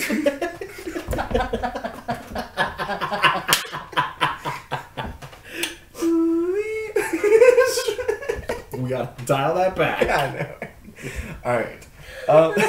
So we're actually gonna roll for a random archetype as well to flesh it out some more. So there's 3 in the player's handbook, and how many? 3 or 4? No, you got 3 more in Xanathar. So 3 you more? got Drunken, Kensai, Kensei and Sun Soul. Yep. All right. So we're literally gonna go D6. 1, 2, 3, 4, 5, 6, Sure, man. and we're gonna just go in order of where they appear in the book. There you go. Go gadget metal dice. 6. 6. So Sun Soul, I believe. Sure, yeah. Sun Soul works. I believe. Let me just make sure real quick. Monk is... Oh, there's 4, actually. Oh, no, I'm sorry. I see... Okay. It says monk, and then it says monk traditions. And then goes into them. So, yeah. So, Sun Soul. Drunken, Kensai, Sun Soul. Cool. Yep. In that order. So, Way of the Sun Soul. I have not really put a lot of look into that. Me neither. I believe it's got some healing and stuff. Yeah, you're all about, like, light and heat and fire of the sun and stuff like that, and radiant damage and healing. Okay. Yep, keep going. Oh, I thought you were talking, and I was like, what? Yeah, no, I want you to keep talking. I literally just stopped my sentence and wanted you to read my mind. Sun Soul. So let's see. Monks of the Way of the Sun Soul learn to channel their life energy into searing bolts of light. They teach that meditation can unlock the ability to unleash the indomitable light shed by the soul of every living creature. I think that can kind of play into we all have the same blood. Yes, yes. Because every living creature has this light. Mm-hmm. I wonder if for like really evil people, is it a darkness? Is it a lack of light? Maybe. Or do they still have a light? They still have a light. They just got a dark light. Dark light. It works though. I can kind of see like this black light Come coming on, out. it works. It does work. I didn't say there was anything wrong with it. I had a thought of my own. And then... You're not allowed to do that. Ooh. This is genuine sadness right now. Just saying, I'm genuine just messing with you. sadness. Calm down. You saw her lay a hand on me. I don't think that's a gnome. That's a halfling? Oh, yeah. Yeah, halfling. They got some pictures Yeah, that is a halfling. over here. It's hard doing it from looking at it backwards. But yeah, you know, so we got a couple of pictures. The one on the far end with the that one is going to be the Drunken Master. That's the Sun Soul. That's the Sun Soul? The one my finger's at is Sun Is it? Soul. It's hard to tell looking from right here. Tiefling with the horns is going to be a it's Drunken the Master. Drunken Master. Yep, gotcha. So, ignore me. But yeah, so I just wanted to kind of show y'all that they got some depictions of those. Go ahead and hand that back to me. No. Oh, fine. Just hold it I there. like being in that craned position and just feeling everything tighten up because I don't. That's cool. I mean, I understand. So we're actually going to flesh out the monk part of her now. The first one is the monastery that she trained at. Yeah. So it's a D6. Sure. Go Crusher. 4. 4. Ooh, interesting. Your monastery is built beside a volcanic system of hot springs, geysers, and sulfur pools. That's a different one. Actually, Yeah. given the archetype or the tradition, actually works very well. Because you're next to extreme heat, Yeah. and you're learning and meditating and studying to take radiant heat and radiant light and use it as a damaging source. So you're feeding off of that and pushing it. And if we are correct with that, there is some healing involved. You know, hot springs are usually looked at as a place of healing. I wouldn't know, never been, but God, I believe. I would love to believe. I believe so. But yeah, so you regularly visit. You regularly receive visitors from Azar traders. So yeah, Cool. next to basically a volcano. That's interesting. Usually where your hot springs come from. This is true. Underground volcanoes, Geysers and stuff. like that. Yeah. Heat. Next is your monastic icon, the symbol of your order. Monastic icon. Yes. Pie factory. D6 Pie Factory. Pie Factory. I'm keeping the dream alive. I know that I'm always not. I'm If you never roll gonna a get 7 on that, you'll get Pie Factory. There you Awesome. go. 1. 1. 1. Awesome. I was close really to a thinking- 7. I thought that was gonna be it was close to a 7. Your monastic icon is a monkey. A monkey. Yeah, quick reflexes and the ability to travel through the treetops are two of the reasons why your order admires the monkey. Poo flinging. Poo flinging. Who's playing little monkey? Cool works. I'm with you. So then it's gonna be your master. Who taught you? The monkey. The monkey. The Monkey King. Son Goku. There you go. Son Goku. Sure. What am I rolling? D6. Sure thing. Whack. That's a 3. 3. Your master was merciless in pushing you to your limits. You nearly lost an eye during one especially brutal practice session. Oh, she was almost one eye. Yeah. She was almost one eye. She was almost one eyed. Getting packed. Oh, I'm just like picturing like maybe like flinging like ninja stars or needles or something, and she's having to like catch them. She almost had to wear patch. I think more so the first thing I thought of was Cyclops. Kill Bill. Kill Bill when he's gonna pluck out your eye. I've you actually go. never actually watched Kill Bill. Well, there's So- something wrong with you. It's a great movie. I mean, I love I've that heard movie. about it. I mean, and I've seen like bits and pieces, like with the lady that swings the ball in a chain. But that's about it. I've never really watched it. So, that's the monk fleshed out. So you trained with a master that was extremely brutal and pushed you to your limits. But probably, from what it's kind of describing, extremely dangerous training. Kind of taught, like, essentially, I guess, the way of the monkey. Mm-hmm. Really quick reflexes, which kind of makes sense, with the brutal training. You either dodge or you die. You did dodge. Dodge. You can dodge a wrench, you can dodge a ball. Or lose an eye. Or lose an eye. Yep. Ow, that would hurt so bad.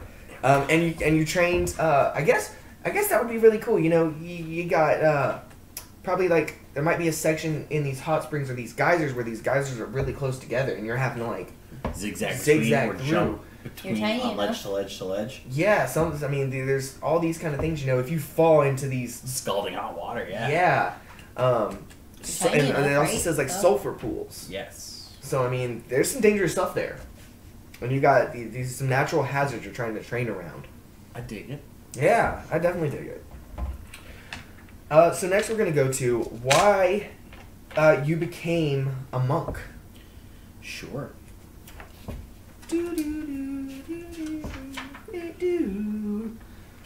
why monk?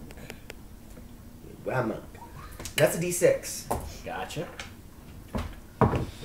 That's 3. Man, 3. It's one of them 3s right now. I stumbled into a... Oh my goodness. Okay, so she stumbled into a portal to the Shadowfell What? and took refuge in a strange monastery. So this is not only a monastery next to a volcano and sulfur pools and geysers, it's in the Shadowfell. That's pretty brutal. Crazy. And I mean, I think that just even lends even more to the fact of dangerous training. Yep. Yes. Continue on. So you found refuge in a strange monastery in the Shadowfell, where you learned how to defend yourself against the forces of darkness, and it works so well with Sun Soul. There It you go. does. It's perfect. I mean, you got to think a monastery in the Shadowfell either uses the darkness or combats the darkness. Yep. It's like that forward post in terms of like a military. You have that forward outpost and behind enemy lines. It's the first defense. Yeah. Stop them before they ever get to the calm lands or whatever. No, yeah, that's awesome. The common lands. Yeah, I don't know where that came from. That was just I could make something work off of that. and that'd actually be kind of interesting. You know, you've got like the calm lands, and then you've got like the outer ring or something. The Shadowfell works fine for that. Yeah, I mean, Shadowfell and the calm lands. I don't know. The last thing is life events. This is a little bit more into your background, but this, as far as I kind of look at it in the way I take it as it being set up, is this is after you became an adventurer. Yep. I agree. Or at least something along those lines. Why? Not so much the why you became an adventurer, but things that happened. While you were during adventuring. or- Yeah, when you start your class as, level 1, fresh to, in this case, the monk, the monastic traditions, and then going out and improving yourself, testing things. I'm in the same boat. That's how I take it, and I really enjoy that fact. Yes. So first off, we're going to roll a D100 Sure thing. to determine life events by age. Sure, and I am 69? 67. 67. Cool, and that actually covers it. The way it kind of goes is it's like 20, 21 through 30, blah, blah, blah, blah, blah, blah, blah.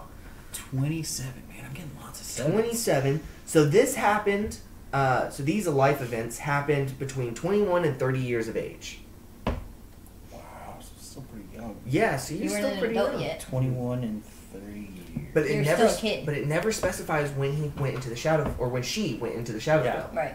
So this could have... I accidentally stumbled into it, so... You're a teenager. Yeah. I'm kind of I'm picturing like Alice in Wonderland, like playing in like the woods and fell into like a tree trunk. Kind of thing. Yep. And it was a portal. Stumps. There you Guys, go. watch out for them. Stumps. Sometimes shops, sometimes holes into a different dimension. That's why you always see like kind of like stereotypical gnomes coming out of trees. Yeah. I mean that's what I associate with them, like in the woods. Yeah, okay. Okay. Again, partition went up and I had a moment where just like... And then I got it. His brain. If you've fell. seen Baby Boss, power nap. I have not, but you have referenced this more than once. And it... Because he loves that movie. It's great. I do have to I was watch really it. against it, and then me and my daughter sat down and watched it, and now I've watched it I like still have 6 not times. watched it yet. I love it. We need to watch it. All right, so give me a D4. This is to determine how many life events you had in that 9-year period. 4. Cool. 4. You had 4 life events. That's a lot. So the next chart is the life events. So we're going to roll a D100 4 times to determine, and each one of these rolls is determining a different life event. Note to self, don't try to grab the pointy one with dice in your hand. Yeah. Yeah, it was slippy and stabby and not a good time. If you have metal dice, you completely understand.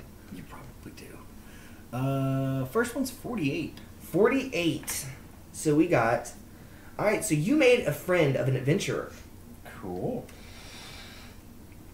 So we're going to flesh this character out because we're going to use these supplement tables. That's a little bit further back in Xanathar's to flesh this character out. Boom. And it is a friendly character. Yay! Friendly. So we're going to... Alright, so supplement tables. You can write this down or you can not. I'm gonna write it. Alright, so give me 3d6 to determine this adventurer's alignment. Now, no matter what the alignment, they could be chaotic evil. Somehow she befriended them. Still friendly to me. Yeah. 5, 6, 7, 8, 9. 9. They are also true neutral. So they're just like Ooh, you. just like me, dead inside. D100 to determine their class. Sure. 55. 55. They were also a monk. Oh, there you go. So far getting kind of... Their occupation, what they did. Okay. D100. And this is kind of like the background for NPCs. I believe this would be an 8. An 8? An 8. They are an adventurer. Oh, yeah. Okay. Which actually really works because we've never actually used these before. It works really well because I was supposed to roll on the occupation first, and then if it got adventurer, roll on the class. Bob. It works so well. It'll never happen again though. Nah. Either that or I'll try and make it work, and then my drink will go flying. So it actually worked out really well with that. A D100 determined race. Sure. Come on, pie factory. Enough for your pie factory. Yeah, I'm past it now, actually. 89. 89. Mm-hmm. It was a half orc. Oh. Half orc monk. It's an adventurer that is friendly to you, true neutral. Okay. Just his gnome. I mean, Interesting so far. and then we're gonna do their status. Sure. And it's 3d6, and this is to determine like if they're alive, if they're okay, if they're dead, what's going on with them after you met them. 9. 9. They're alive and well. Yay! Be-do-do. Still alive. Yeah, Still still, alive.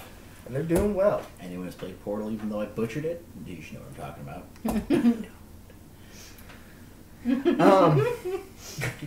I'm not a big video gamer. I prefer tabletop. So roll another D100. That was the first life event. Live event number 2. Boom.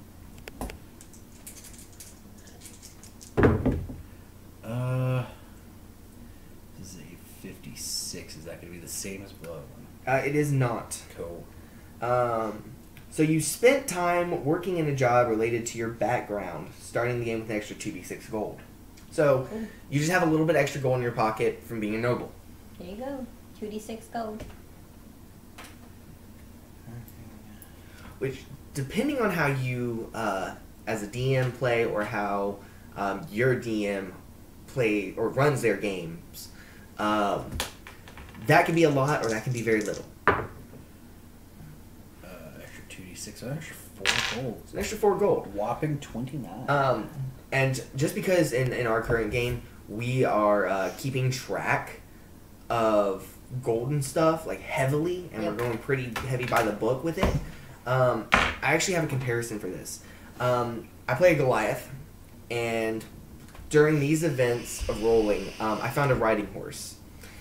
Well, we determined, me and Dave talked about it a little bit and determined, a horse ain't gonna carry a 600-pound dude. Nah. That's like 8'3". So we actually, how do you pronounce the? It is an oryx. An oryx, like a giant ox. Yep. Actually, either it's in Volos or it's in the back of the monster manual. I think it's in Volos. Volos, yeah, it's Volos. It's one of the first normal animals in. It is the first. In the not so much the monster manual part of Volos Guide. So it's behind that one. It's the next set with just like the plain monster stat blocks and like your other adventures. The first thing they put up General is just animals. General animals. It's your land animals, and they have a big picture of an oryx, and it's the very first one. Yeah. Really cool. Well, because where we're starting in a swamp, and I'm not going to take, and his name is Appa. I'm not taking Appa everywhere with me, so I actually have to leave him in a stable. When oryx eats and drinks a lot.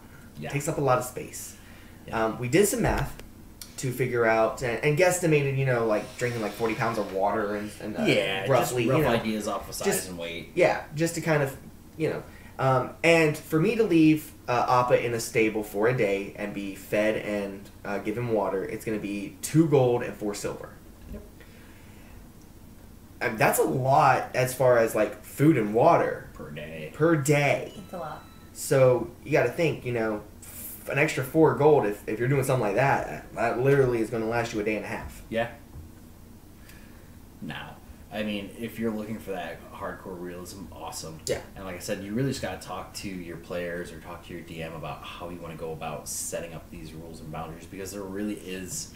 You might be able to dig something up somewhere through different websites or different resources, but I mean, it's kind of hard to find. But if you're just looking on the fly, you just for me and him, we just based it off of like weight and like how much you think a cow would eat, or a bull or a bison or something like that, and just roughballed it. And we went to that. Yeah. And if you're looking at maybe like, if you go to the PHB, the player's handbook, and look at buying like equipment and stuff, you know, you're going to be able to buy a good little bit with 4 gold. Oh yeah, Yeah. You know, yeah, you are. You're going to, I mean, a health potion is like 25 silver Yes, piece, or 25 gold? yes. 25 gold? I mean, so that's a good chunk, but you're not going to be able to buy it with, you know, Yeah. 4 gold. But there are items in there that are less, and I think that's the most. I think poison might be more. Poison's a little high. I can't exactly remember, but I know that in terms of 4 gold speaking, most starter stuff, like your simpler martial weapons, all Yeah. fall into like silver, Yeah, basic weapons. armor kits. I think even like the actual packs. No, the packs are Are they? expensive. Are they? Yeah. Okay. Like, So- I think your dungeoneering pack is 40. Okay. And they're like 40 or 50. So I mean, you're gonna be able to buy some basic equipment. It gets you up and running. Yeah, Most some times- rope, some different things like that. Yeah. Some rations. Water skins. Yeah. And I mean, if you're a player or a new DM and you've never done it before, you're thinking of a different way. Me personally, as a DM, I like to give them some things. When like they comes to the starter equipment where you get to pick and choose when it comes to fleshing out your class, you can either make them pay for it with their starting wealth or just let them have those things. And most times for me is I let them have enough stuff of what they should have. So like your starting gear, maybe one of those packs like the Explorer's pack or the Dungeoneer's pack, and basic materials, because you got to figure they had to have been doing something before this, unless you weren't starting the campaign that way. But they wouldn't be going out into the world without the basic necessities for what they need to do the things they do. Just like you won't leave your house without a wallet most times, or a cell phone in this day and age. Yeah.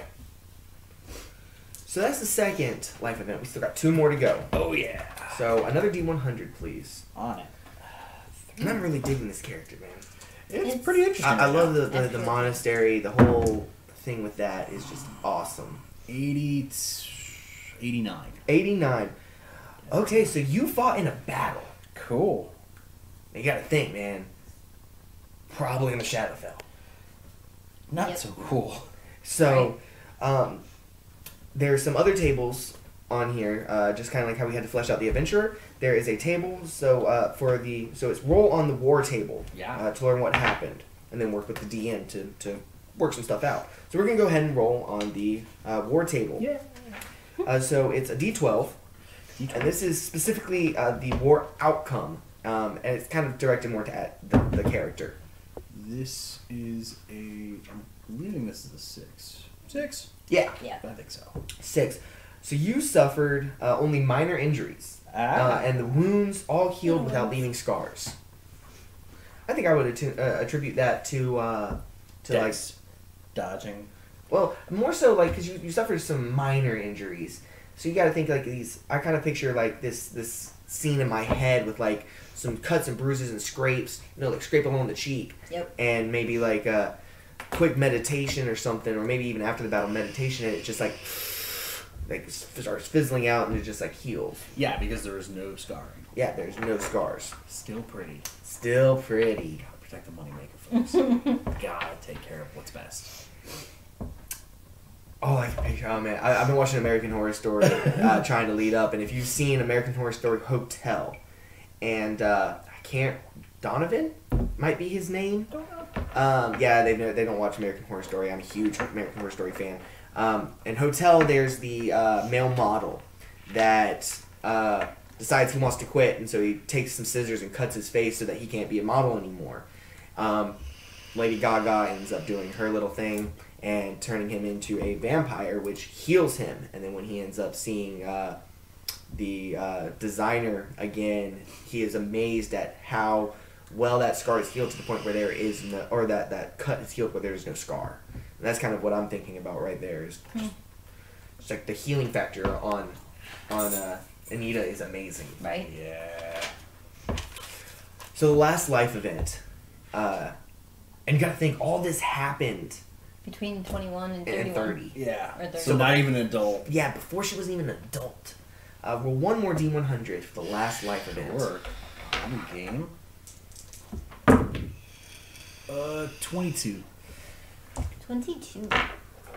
Interesting. You fell in love and got married.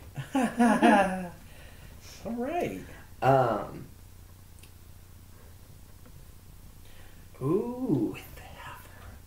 I'm gonna pull a little thing right here. If you'll give me a D4, and then I'll explain why.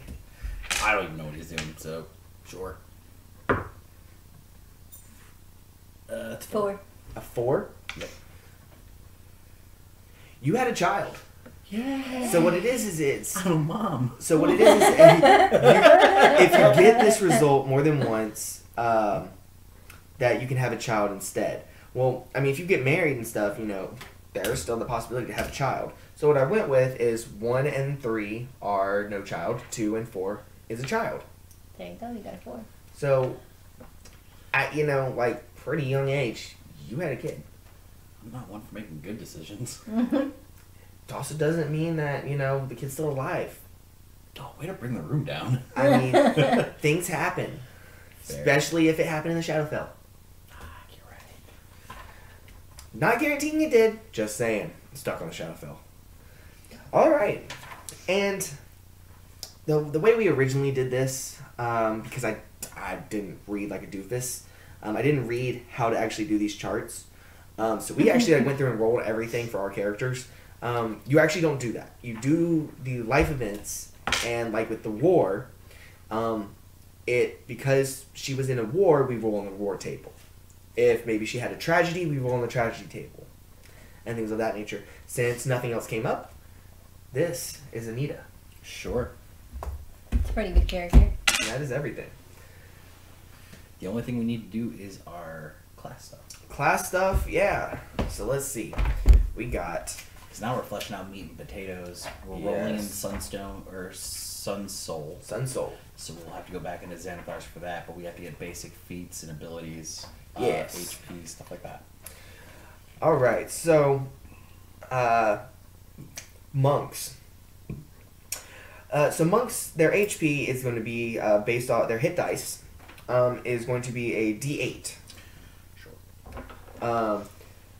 At first level, it's going to be 8 plus your Constitution modifier.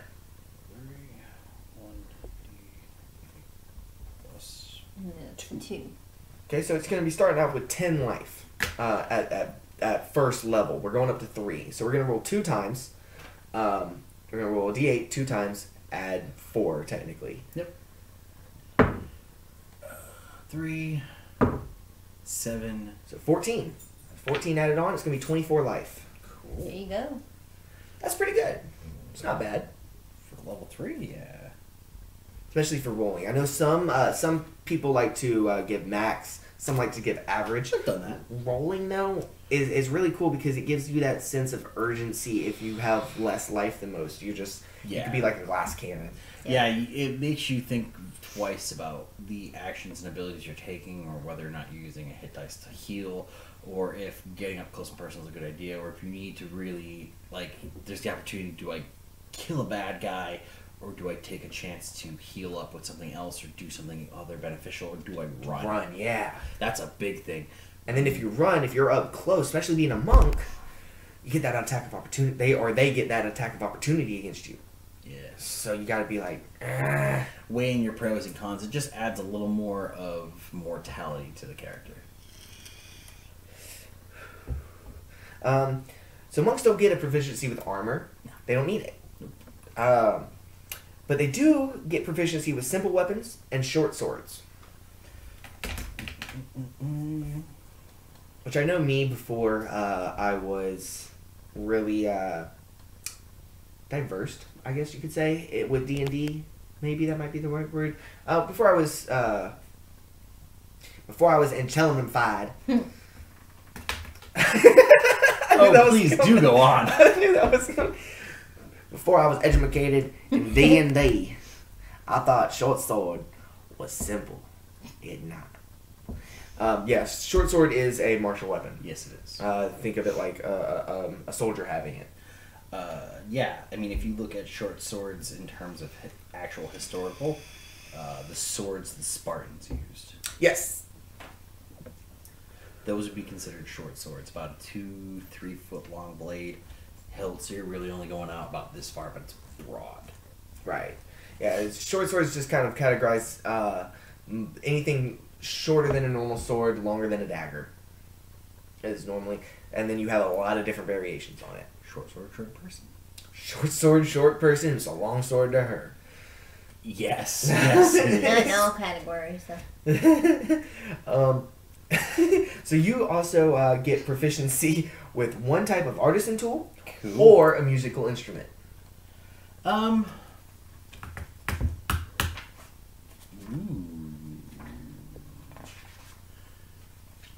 Do I have proficiency with tinker tankers? With tinker tools? Yeah. As a gnome, you did. I Yes, do. yes. Okay, so that's if I don't have that, I'm definitely getting it. You have that already. As a tinker gnome, you do get it with the artisan tools, specifically the tinker tools. Do you want to roll it? I think it would be fun. I'm with you. Do you want to roll to see which one? Like Yeah. whether it's an instrument or a thing? That's dealer's choice, man. Yeah, we'll do that. See maybe kind of what she leaned towards. So 1 and 3 would roll a d4. 1 and 3 is tools. 2 and 4 is going to be the instrument. This is a 4. 4 Instruments. Instrument. 1, 2, 3, 4, 5, 6, 7, 8, 9, 10. So d10. All right. And this is all coming out of the PHB. This is a 5. 5. 1, 2, 3, 4, 5. A lute. Yay! I was really hoping for bagpipes. I had a goblin one time that I never got to play just because of really bad timing with like life and stuff. But he was a goblin that played the bagpipes. He was a bard. It was gonna be so fun. Butt flute. Rumplebottom. Rumple bottom. Yes, his name was Lord Rumplebottom, Oh, And again, like, and his first name was Lord. I don't have a hat, but I'll tip the glasses for the accent you're pushing in. Just, you're not even playing a game, but you're still tapping into the inner goblin that you are. In case you can't tell, I love goblins. They're fun. They're They're very so fun. awesome. So cool. So she plays the lute, or she's proficient with the lute, so she Yeah, at least yeah. can play the lute. In the Shadowfell. Green yeah. sleeves all day Have fun long. with that. What is it? Green sleeves all day long. Green sleeves. So very, very, very, very, very, very, very droll song. Oh, okay. I'm thinking Green Day, and I'm like, you pronouncing that wrong, bro. So this is a weird pronunciation of it, but okay. God, your culture's showing. The lack thereof. Alrighty. So your saving throws Yes. are going to be strength and dexterity. Awesome. I have nothing against strength. Right. Yeah, no. So she's not going to be, Not relying on that. Rhino's Yeah. running at her. She's not going to be like, ha! Let's not. I mean, I'll be able to add proficiency bonus. Yeah. Which at level 1 is going to be a +2. As well as at level 3. It won't go up until level 5. So get +2. Nope. So a +2 in proficiency. Boom. So we're going to add 2 there, and then we're going to add 4 there. And then I don't get any other saving throws, so I'm just going to add these in really quickly. Okay. So we're going to do 2. We're going to add 3. 1. 2. All I'm doing, if you didn't really understand, I'll get as close as I can, but there's little lists with lines and dots, and basically all the lines I'm filling in with the numbers based on my modifier, and anything marked with a dot is adding proficiency bonus on top of modifier. That way I don't have to do the math, because God forbid math is not my strong stat. It's dump stat all day long. It's kind of easy to forget certain things, like adding this and adding that. It's a lot simpler in this edition than like Oh fourth. God, yeah. Yeah. I love fourth. I'm a number cruncher. Heathen. I'm a number cruncher. I'm a heathen. Yep. Educated. America. Proof standard that he contradicts himself. Um, Educated. Learn it. Live it. Love it. I like how I kind of just stopped you dead for just a second. See, it's not just me that this happens to. All right, no, I'm not gonna do it. Something that I did not do when we chose race, which is didn't have a huge influence or whatever, but it will, is the speed. Yes. Yeah. Because gnomes are short.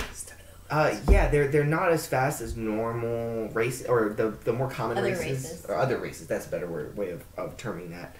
So they get 25 feet per turn in combat senses. Most other races get 30 feet. Yep, that's the standard. I think dwarves and halflings are the only other two that Yes. get 25. Short feet Halflings means you're get not 25. going as far as you Okay. want. Next, we're going to be choosing skills. Once again, randomized. So there's 6 skills. Mm-hmm. We're going to choose 2 of them. Roll a d6. For those of you that didn't already pick up on this, I've never played a monk, so I defer Love to monk. him for monk He's monk master. everything. I love monks. Monks, first character that I really played in 5e, and I just love them. They're just amazing. They're my favorite class. Excuse me. So D6, it's a 1. So acrobatics, okay, which really works. I'm alright with this. was fun. Acrobatics. We're gonna fill that little bubble in there. And then if you roll it one more time, re-roll a 1. 2. 2. Athletics. That's not Again, really doesn't gonna help, you. but hey, sure, I'll add proficiency bonus to this. Proficiency is your friend. Again, it usually helps everyone else to roll really high, but it just helps me make my failures more spectacular. So, in doing that, so we're gonna add +4 here. We're gonna add +2 there. We're gonna add +5, and we're gonna add +4. Those are my 4 skills. All right. Then we're going to choose some starting equipment. Sure. So you're either going to get a couple of different choices with starting equipment, and it just goes by bullet points. Like the first one is either A, a short sword, or B, any simple weapon. Not other simple weapon, because the short sword is not a simple weapon. Exactly. But so I guess give me a D4, Sure. and we'll determine that. And we'll be doing it the same kind of way, 1 and 2, 3 and 4. 1. So you get a short sword. Sure. There you go. Which I'm kind of happy about. I didn't want to have to be like, okay, roll a D100 and let's figure out. I'm a little bummed. Yeah. A little bummed because again, as we were He doing likes before we throwing. started this video, I was thinking of a monk with some nunchucks. But I mean, fate was in it. The paper wanted it to be a monk. The girl so does not want to have... Maybe the half orc is that. like the half orc Bruce Lee. Okay. Or if you've seen the vines and the videos online and on like YouTube and Facebook and stuff of the little boy that's like the Bruce Lee fan kid that can do all the moves and like knows the movies by heart and can reenact the scenes. That's all I can picture. Like anytime I see Bruce Lee, I'm like, that's him when he's older. I see him when he's a kid. Mhm. All right. So next is going to determining what kind of. So next we're going to determine if you have a Dungeoneer's pack or an Explorer's pack. Sure. D4. Same deal. Side note, nice T-Rex arms on that last bit. That was a 3. Good job. So you get a Dungeoneer's pack. Ooh, Dungeoneer's pack. Yes. So Dungeoneer's pack comes with a couple of different little things. It's more for like exploring dungeons and caves and such, which actually kind of works with being at like the volcanic. Yeah, climbing up because you're There you getting go. like a hammer and And your pit and stuff monastery. like that, so you can pop in a hook in a hole, run your lead through it, Yeah. and you've now made a pathway for everyone else to climb. Yeah, so that kind of makes sense. You also get 10 darts, which are a type of weapon. You can always, some that they kind of talk about in other supplements, and possibly even this, is like, you can re-flavor them as shuriken. You and, actually can. and And it's such. in the PHB. Is it? Okay, Yeah, I the thought modified so. weapons are in the PHB or in the DMG. Right down somewhere. here. It's talking about where is it? You might use a club that has 2 links of wood connected by a short chain called nunchucks. Yep. You just basically re-flavor a club as nunchucks. So you can always replay those Shoryuken, Kunai, something like that. If you're a fan of anime and Naruto, you know exactly what I'm talking about. Fanboy. I'm glad I stopped myself. I'm still like, bring it in. Let's not Scene. make a mess. Alright, so one of the cool things about a monk is, remember, they don't get armor. They don't get a choice for armor, and they don't have proficiency with it, so they really can't wear any armor. But they are one of only 2 classes that get unarmored defense. The Barbarian is the other one that gets it. Yes. The Barbarian, it goes off of Con, Dex and Con. The Monk, though, goes off of Dex and Wisdom, their intuition. It's not bad, though. No, I know. I'm just looking because Wisdom's just one of those ones where it's like, burp. Yeah. It's a +1 though. But, so it's... Not 0. So, and this is the first level thing. You get it right away. Yeah. So it's going to be, while you're wearing no armor, and not wielding a shield. So no shields. And armor does not constitute gloves, boots, things of that nature. So like plate or actual like chain mail, scale mail, stuff like that. Leather armor does constitute as armor, but like a hat or something like that does not constitute as it. And there are some things specifically made for monks that you might find in the DMG or other magical items where it's like hand wraps that act as gloves to increase AC or don't hinder it. It'll specifically tell you that it doesn't take away from unarmored defense. Yes. So your AC is going to be 10, plus your dexterity modifier, plus your wisdom modifier. So 13. 13 at level 1. I think that's pretty standard. It's not Level bad. 3. Oh, well, level 3, yes, going up, because Yeah. unfortunately, I don't believe we're going to get any No, other yes, bonuses that's, or anything. that's fine. No. 13 is still pretty good. Yeah. So also at level 1, you get martial arts. Yeah. 1 inch punch. So this allows you to do a couple of different things. Yes. Pretty close to so my you- eyeball there, buddy. So you gain these following benefits whenever you are using unarmored strikes, which with the monk you are proficient with. Other races do not get proficiency bonuses when they make the attack with an unarmored strike. As much as I wish they would. The monk does though, because a monk is all about up close hand to hand or hand to weapon fighting. So you can, as long as you're using unarmored strikes or what's called monk weapons, which are simple weapons and short swords. Yeah. So the short sword does count as a monk weapon. Yep. You can use dexterity instead of strength for the attack and damage rolls of unarmored strikes and monk weapons. So so he gets, instead of the 10 that it would be plus 0, gets a plus 2 because of the dex. So that's good. So you can. So normally you get when you hit somebody with any other race or any other class, you hit somebody with an unarmed strike. It's 1 plus strength. With the monk, not only is it the dex, but it's a D4 instead of that 1. So you have that chance of getting a little bit higher, and that actually increases as you gain levels. Good. Yeah, I mean, so like once you hit, what is it, level 5? So yeah, every time you get a, more or less, every time you get a proficiency bonus, you're going to go up. So it's a D4, then a D6, D8, D10. There you go. Yeah, I mean. It's good. Punch people in the mush. Yeah. So. Something else that this allows you to do is to make a unarmored strike or using a monk weapon as a bonus action as an attack. It's not an offhand attack like with any other race, or I keep saying race, I don't know why. Any other class, it doesn't. Any other class, you're gonna unless you have the dual wielding or the dual fighter or anything like that, or 2-weapon fighting. Yep. You're gonna have to when you make that attack, you don't get the proficiency. Yeah. It's just that base. So monks do get the proficiency. Yes. That's awesome. As a bonus action, when they make that attack, they do. So at level 1, you're making basically 2 attacks. Damn. That's good. Yeah.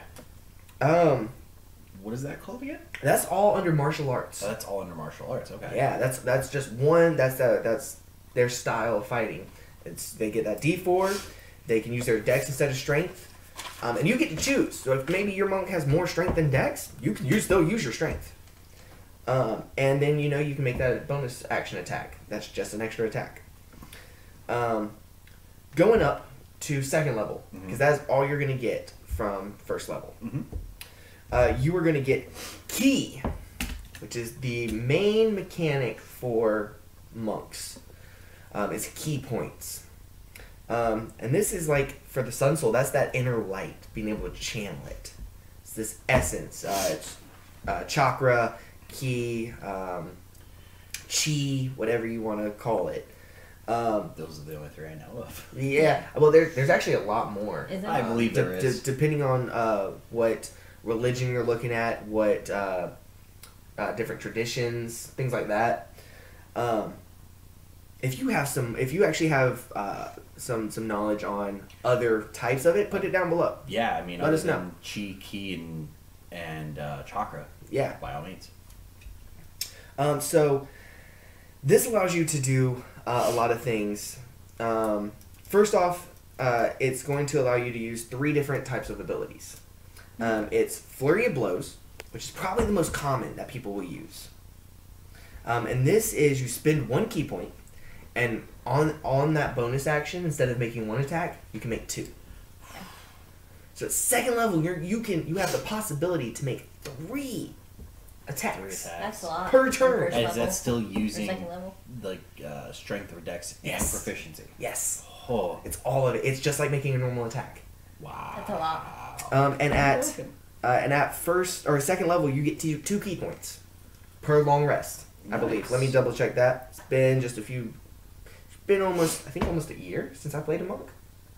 Yeah, I think so. Yeah, it's been. We've been playing for quite a while as a group. So, let me just make sure. Oh, I am so sorry. They are awesome. You have to only spend 30 minutes of meditation to get a key point back. To get your key points back. There you go. Even more. It's like we don't need a rest, y'all. Let me just meditate. Just meditate for a minute. Just gotta sit down for half an hour and I'm good. Yeah, that's awesome. Digest, clear out a little bit. Everybody have a snack. I Let mean, me you know, if meditate. you're like if you're traveling from like riding on a coach or something from one town to another, or back from a battle, and you're just like meditating on the cart, bam, key points are back. That's good too. Yeah. It's really awesome. But yeah, Fury of Blows is probably the most common thing that people use. Next is Patient Defense, which I highly underestimated this at first. Did you? I really did. Because you can spend a key point and take the dodge action as a bonus action on your turn. Which is nice. And that gives any attack up until your next turn disadvantage. You are focusing on defense. So you can still, bam, That's hit, pretty good. and then dodge. Normally the dodge action is an action. This is true. You can't attack. I mean, It gives you extra. yeah, I mean, but likewise, you could maybe take, you can maybe do something along the lines of, as an action, take the dodge, Yeah. spend a key, bonus action, 2 attacks with Fury of Blows. Fury blows, yeah. There's I some think you've done that before. maybe. You might have. The last of the 3 things with the key that you get to do, at least with the basics, is Step of the Wind. You've used that. Which I've used a couple of times, and it does come in handy. And if you're imaginative enough, There again with that gnomish language. yeah, man. Yeah, so you can spend a key point to take the disengage or dash action as a bonus action on your turn. Disengage, you can back up. Without attack of opportunity. Without an attack of opportunity. Dash, move double your speed. And for someone that has speed reduction, it's great. It's great, which is actually about to be addressed. But also, your jump distance is doubled. That includes height and length. So you can jump double, which there's some math involved. I'm not going to go into all that, but figuring it out based off of your strength, it determines. What you have done. It's actually based off of the actual strength number. score. Yeah. Oh, wow. Oh, Okay, so 10. Instead of the Modifier. modifier. Oh. Well, So there you go. You wanted an example? Officially got one. Yeah. The next thing you get at level 2 is this is also the barbarian is the only other thing that gets something like this, which is unarmored movement. Okay. So as long as you are not wearing armor or Nice. wielding a shield, you get an extra 10 feet of movement. 35. Yeah. So you get higher than most. Yeah, and that increases with level. Wow. So you get at 6th level, that goes up to you get an extra 5 feet on top of that. So it'd be like So 40 feet. And then at 10th level, it goes another additional 5 feet. So 45. 45. And then it goes all the way up till when you hit 18th level, you're going to cap it out at 30 extra feet on top of whatever you already had. Wow. So it would be So- 55 feet for her at level 18 and above. That's a lot. Step of the Wind, that's 110 feet. It is. Wow. And that's a big jump, too. And that's a big jump. That's a pretty... It It's from can... going below to extremely higher than everybody else. It really would, yeah. She started out slower because she's smaller, but then because of that monk, and even flavored as she's smaller and more dexterous, Yep. she's a lot quicker than everybody else at level 2. With just a little bit of training, Yeah. You got picks 5 that up. extra feet over everyone else. Yeah. At between levels 2 to 3 up to, what is it, 5? It goes up again? 6 it goes up 6. again. 6. goes up. But even then, there's not a lot of things that increase speed. Yeah. Except for like you were talking about with barbarians or items or potions. So you don't see a lot of speed increases unless it's And outside interferences. And barbarians only get it once, I believe. yes, they get a flat. Yeah, they just get it like one time. Yeah, they get it. Wait, did I see that right? Where is it? Oh, I'm sorry. It's not called unarmed movement for barbarians. It's called fast movement, and they get 10 extra feet, Yep. and that's it. As long as they're not wearing heavy armor. Yeah. So, monks are, no matter who they're going up against, they're probably going to be able to outrun you. And that's... Terrifying. Yeah. And that's it for level 2. Yeah. At 3rd level, you get your monastic tradition, which is the Sun Soul, but you also get this awesome little ability called deflect missiles, which oh my god! And I really think the first time I used it, I pissed you off. It is. I remember it. Trust me, I remember it. What was it? It was the spider thing that came out of the well, Mm-hmm. and I can't remember what they're It was a called. Drider. Drider. Yep. Drider came out of this well, and whoosh, and my guy was just like, bloop. Yeah. I remember it. I mean, I've Yep. read up on Monk lately because I was looking to make one, and I saw that, and I immediately, every time I see it, it just kind of irks me a little more, because that would have been like a lot of damage putting him down, and instead he's just like, caught it. That was pretty fun. And then the also other cool effect to it, because I at least know this much about Monk, is if you manage to catch it, you have a chance or a percentage chance or some kind of dice roll, depending on how the catch was, to throw it back. Like, Any projectile. As long as you have one hand open and you can catch it, like a giant boulder, you're not going to be able to No. catch that. Arrow, rock from a sling, darts, bolt, javelins. dart. Yeah, anything like that. If you can catch it, you can probably throw it back. There are some stipulations with it, but what it is so when you are hit by a ranged weapon attack, you reduce the damage automatically. It's not a reaction to do this. It's auto. That's how you were able to throw it back. It's 1d10 plus your dex mod plus your monk level, reducing the damage. So 1d10 plus your dex. 1d for Anita, it would be 10, 12, 15. Maxed out. Yeah, 15 is the max. You can- Minimum, it's 3, 4, 5, 6. Yeah. 6 points of damage. Which cut is, off. is a Minimum. lot for Yeah. a ranged attack, because I mean you're looking at like 1d6 or 1d8. 1d8. Yeah. 1d8 from a longbow. That's a Whoop lot. de do. Yeah, I mean, you're going to be able to take some damage off. Now, if you reduce this damage to 0 or less, if it goes to 0, you can catch the missile. So the deflect is kind of like you just pushing it out of the way if you just do like a little bit of damage and you still take like 1 or 2 Yeah, you get a points. grazing hit. Yeah, but if you reduce it to 0, you can catch it if it is small enough to hold in one hand, and if you at least have one free hand. You're not sticking up a toe and catching this thing. That'd be Although kind of funny interesting. though. Yeah. That'd be really cool. Although very, very Catching your very teeth. If you catch the missile in this way, you can spend 1 key point to make a ranged attack with the weapon or piece of ammunition that you just caught as a part of the same reaction. But that's kind of maybe where it might be kind of, you might have to talk with your DM because it doesn't. Oh no, it does. It's right here at the top. No, like I said, it's been Mr. about Monk. yeah, Mr. Monk, educated. God. Yeah. Me with my pie factory, you with your. I'm from Georgia. It's a constant thing. I know. Educated. Don't blame a region. Yeah, Oh, I'm Don't totally blame blaming the region. Georgia. I'm totally blaming the region. It's your fault, Georgia. You raised me. Now I know where we live, maybe. No, babe. I almost went 90210. So it is a reaction to do. I'm sorry, y'all. Blame me. Send your hate email to the thing down below. So as part of the same reaction, you can spend a key point to make a ranged attack and throw it back.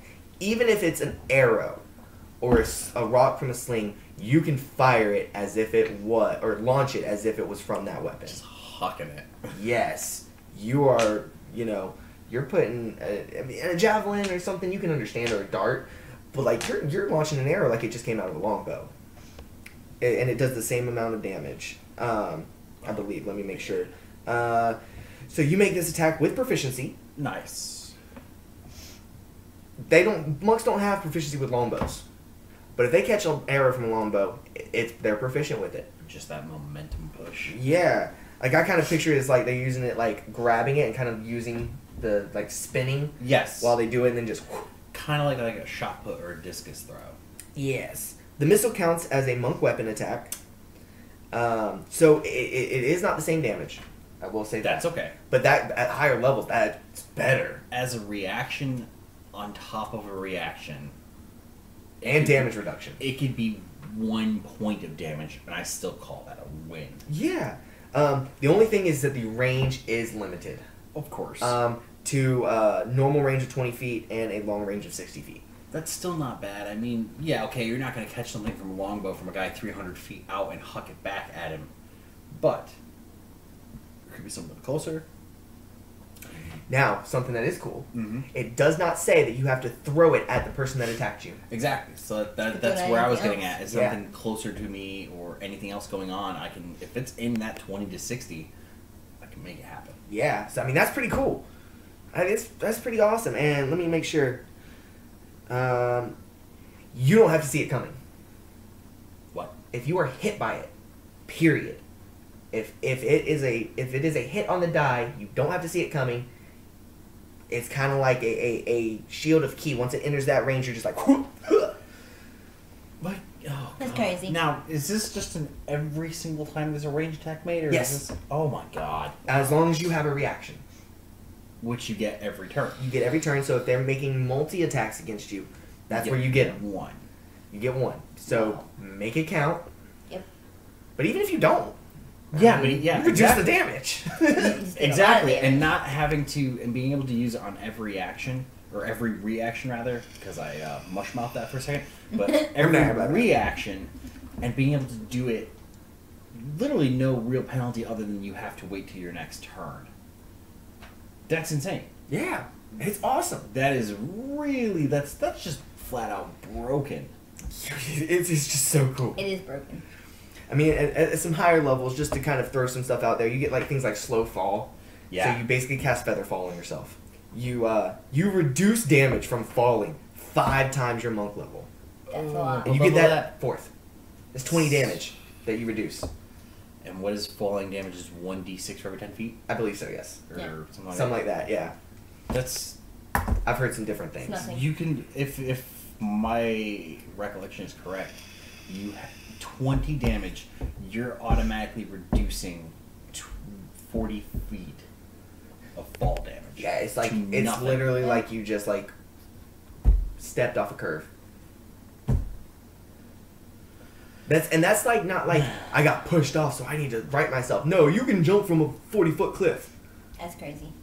and just be you can superhero land it. Yeah. Gonna do superhero landing. Superhero Gonna do superhero. But the cool thing is something that doesn't happen a lot. You get that at 4th level, right? Yep. You also get the ability score improvement from 4th level. Oh jeez. This is true. So you're doubling up with that 4th level. It's a lot of doubling. I believe every other class gets only just at 4th level gets that. Just that. Yes. Just that level increase. Mm-hmm. Fighter or Or that barbarian thing. may get something tacked Maybe. onto ability scores because they're lacking in those other things with the mechanics. Fighter does not, just because they have so many. That's right. Yeah, they Fighter get a don't- lot of ability score increases. Yeah, They get a they lot get of like them. 8 of them. It's like every other one or something. It's like every 3 or 4. And remember, Crazy. we probably are wrong, but we do have a book. We don't use it. That's how you know we're professionals. Yeah, so there's all kinds of crazy stuff the monk can do. Awesome class, love it. Same thing with evasion. They get evasion at 7th level. If you don't know what evasion is, if you have to make a dex save because of a spell or something, if you pass, you take no damage. Things like fireball, where if you pass, you take half. If you pass, you take none. If you fail, you take half. Yeah, that's pretty great. That's awesome. It's pretty great. And it's not like rogues where they have uncanny dodge and they can call it. Yeah, it's period. Then there's things like at higher levels, you get like purity of body. Because of the ki that flows through your veins or in your body, you're immune to disease and poison. You also get the heal. You also do get a heal. That is only with because I played a way of the open hand, and you get wholeness of body, which is basically the second wind of monks. Not a monk player, so can't hold it against me. But up to 3rd level, that's kind of what we're dealing with. Really looking like a badass character. Yeah, it is. Oh, the only thing we I have thought it left was gonna now be is to look at the Sun Soul stuff. crazy. And see what you get at the 3rd level. Yep. Just the breaking into the archetype. Which, boom. There you go. Nope, Found wrong it. one. Nope, never mind. Gotta go back. Oh, yep, I was going professional. Alright, Sun Soul. So you get, at 3rd level, you get Radiant Sun Bolt. And I will read this because I don't know. This is from Xanathar's. We've looked through it, but to make sure we are conveying the correct info, we are going to read it. It's still very new, and there's still so many things in here that may not be touched upon, because it's not required to use that. There are things that get lost in the shuffle, and I mean, obviously you want to know what's in it just as much as we do, so yeah, too bad, sit there, listen, enjoy. So starting when you choose this tradition at 3rd level, you can hurl searing bolts of magical radiance. Okay. So like Guiding Bolt. I guess so, yeah. I'm picturing like Vegeta. Gallic Gun. My hand motions are not right. So Poor Piccolo. So you gain a new attack option. You can use the attack action. I'm listening. This special attack is a ranged spell attack Okay. with a range of 30 feet, which do remind me to go back to the key. Yeah. Because I did forget something. Okay. You are proficient with it, so this attack gets your proficiency bonus. Nice. Pretty awesome. And add your dexterity modifier to the attack and damage. Okay, So it's just like using it's a monk attack. So it gets the same kind of bonuses that your normal attacks would get. But it is categorized as magical. So it's casting spells as a monk Yes. for this particular For the Sun Soul. tradition. Nice. The damage die as you gain monk level, I'm sorry, I skipped one line. The damage is radiant, Mm-hmm. and its damage die is a d4, and it goes up as you gain levels. Nice. So once That's you hit always that, a good one. yeah, once you hit that d6 and that d10, this does no longer d4, d6, d10. The die changes as you gain the monk levels. When you take the attack action on your turn and use the special attack as part of it, you can spend 1 key point to make this special attack twice as a bonus action.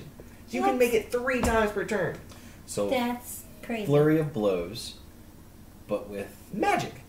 Gallic gun, dude. Yeah, It really is. that's awesome. You could be in your own battle by yourself and kill everybody. Now let's see what it actually. So when you gain the extra attack I feature, would- the special attack can be used for any of the attacks that you make as part of the attack action. So you can punch somebody and then use this, That'd be cool. I like or that. you can use it twice That's and then pretty spend a broken. key point and use it 2 more times. I like that. That's pretty good. I'm not even mad right now. The only thing that I would say it does not oh, okay, it does. I'm sorry. It's the range of 30 feet, so it's only up to 30 feet. That's still not bad. Yeah, that's a movement speed. That's crazy. And I mean, with unarmored speed or unarmored movement, I'm at 35. I mean, I can close a gap pretty easily Yeah. and be able to get in someone's face, hit, and then pop, or hit, pop, Tiny gnome coming. or just 3 straight up blasts. Yeah, I mean, with the Sun Soul and then things like the deflect missile, you can be a ranged monk, and you got darts. That's crazy. And the monk weapons go up with like the darts. I believe it's normally a D4 because they're small, but they go up with the damage of your unarmed strikes and such. Yes. Because they're monk weapons. Because, yep. So, once you hit that D10, then a dart does a D10 Yeah. That's crazy. And that's, plus Dex. it's your unarmored combat, but it falls under martial arts. Yes. That's crazy. So because of martial arts, a dart really is just... It's It's a big projectile. It's better than a longbow. I'm kind of thinking like I'm kind of thinking like Jackie Chan in a lot of his movies where he's using tables and chairs and frying pans. Anything in the hand of a monk can be dangerous, Including some hands. including hands. Just for the sake of it, let's look at some of the things that she would get at higher levels. Yeah, no, I'm totally down, dude. So specifically for the Sun Soul, since we covered a couple of things in the PHB. You do have to look at the key, too, though. Oh, key. Let me explain Yeah. key real quick. For certain things, and I'm sure they'll apply it in this. I know specifically there's the stunning strike that all monks get, where when you hit somebody, and I believe it's at like 6th level. Mm-hmm. When you hit somebody, only or you can choose to activate it when you hit. Mm-hmm. You can spend a key point, and they have to make a con save.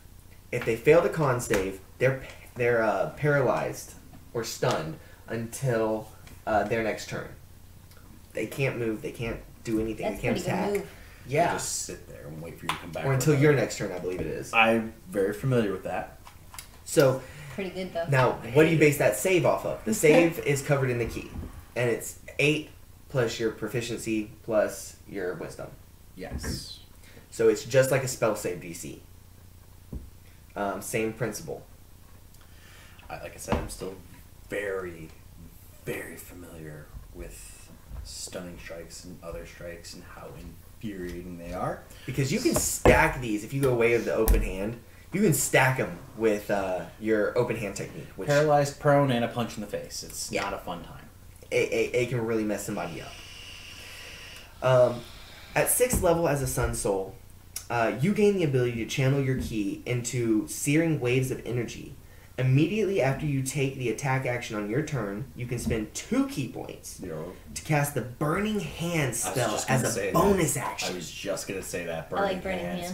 I wasn't sure if they were gonna actually reference Burning Hands as the ability, but my first initial thought was like radiant waves of heat. I immediately thought Burning Hands, just like the picture in the PHB. Yeah.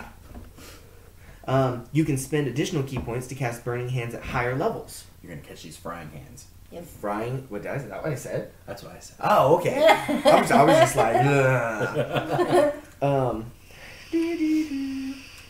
Higher levels. Yes, at higher levels.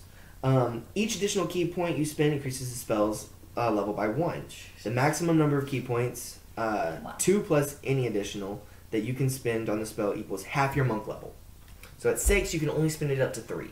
That's not bad. Up to level 3, I'm sorry. But that's not bad. It's still, And I think Burning Hands is extra like stuff. what, D10s or? I think I think it's a 1d8 or a 1d10. It's more than it's like or 1d12. I think it's double. It's 2 dice, I believe. Yes. And I think it might be D8s. Yeah. Okay. I'm not real sure. I think I've only used Burning Hands once. Yeah, We I can look it had up, but we're Burning not Hands gonna before, Yeah. but I don't remember. If you want to look it up just to get an idea of what this would be, look it up. It's in the PHB spells under the B section. Or if you have a available method to them. Yeah. Also use Really things. handy things. Yes.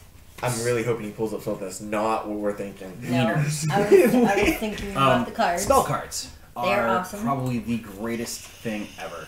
I use them a lot. You've got a bunch of different options, and anything that uses any kind of spell, or even like racial abilities, they have those too. You've got your arcane, which is pretty much all of your casters. You've got your druids, and you got your bards. These are the 3 that I have. But all of your spells are in these little laminated cards. So instead of digging through books, you just pull out the ones you They need, work and you've got a them lot. there, and you can look at them. It has all the information, and if the information's too big, it has a reference number in the player's handbook. Yeah, it has a These page things in are the bottom. fantastic. They're not super expensive. I highly suggest picking them up. You can go, you can get them online. You can probably go to your local game store. They should have them. If they don't, ask them if they'll order them for you. A lot of people, especially if you're a regular, won't have a problem with it. Yeah. Somebody that ran a game store. Had no problem with it. So next thing you're gonna get for the Searing Sun, that was cool. Searing Sun. That's the name of the monastery. Searing Sun Monastery. Welcome. Don't look directly at us. I knew something like that was coming. I knew you were going to say that. Don't look directly at me. I deliver where I'm needed, man. Don't acknowledge that we're there. We won't eat you. Anyway, we had like a 3-hour, 2-hour, something like that discussion last night. It was about, like 3 hours.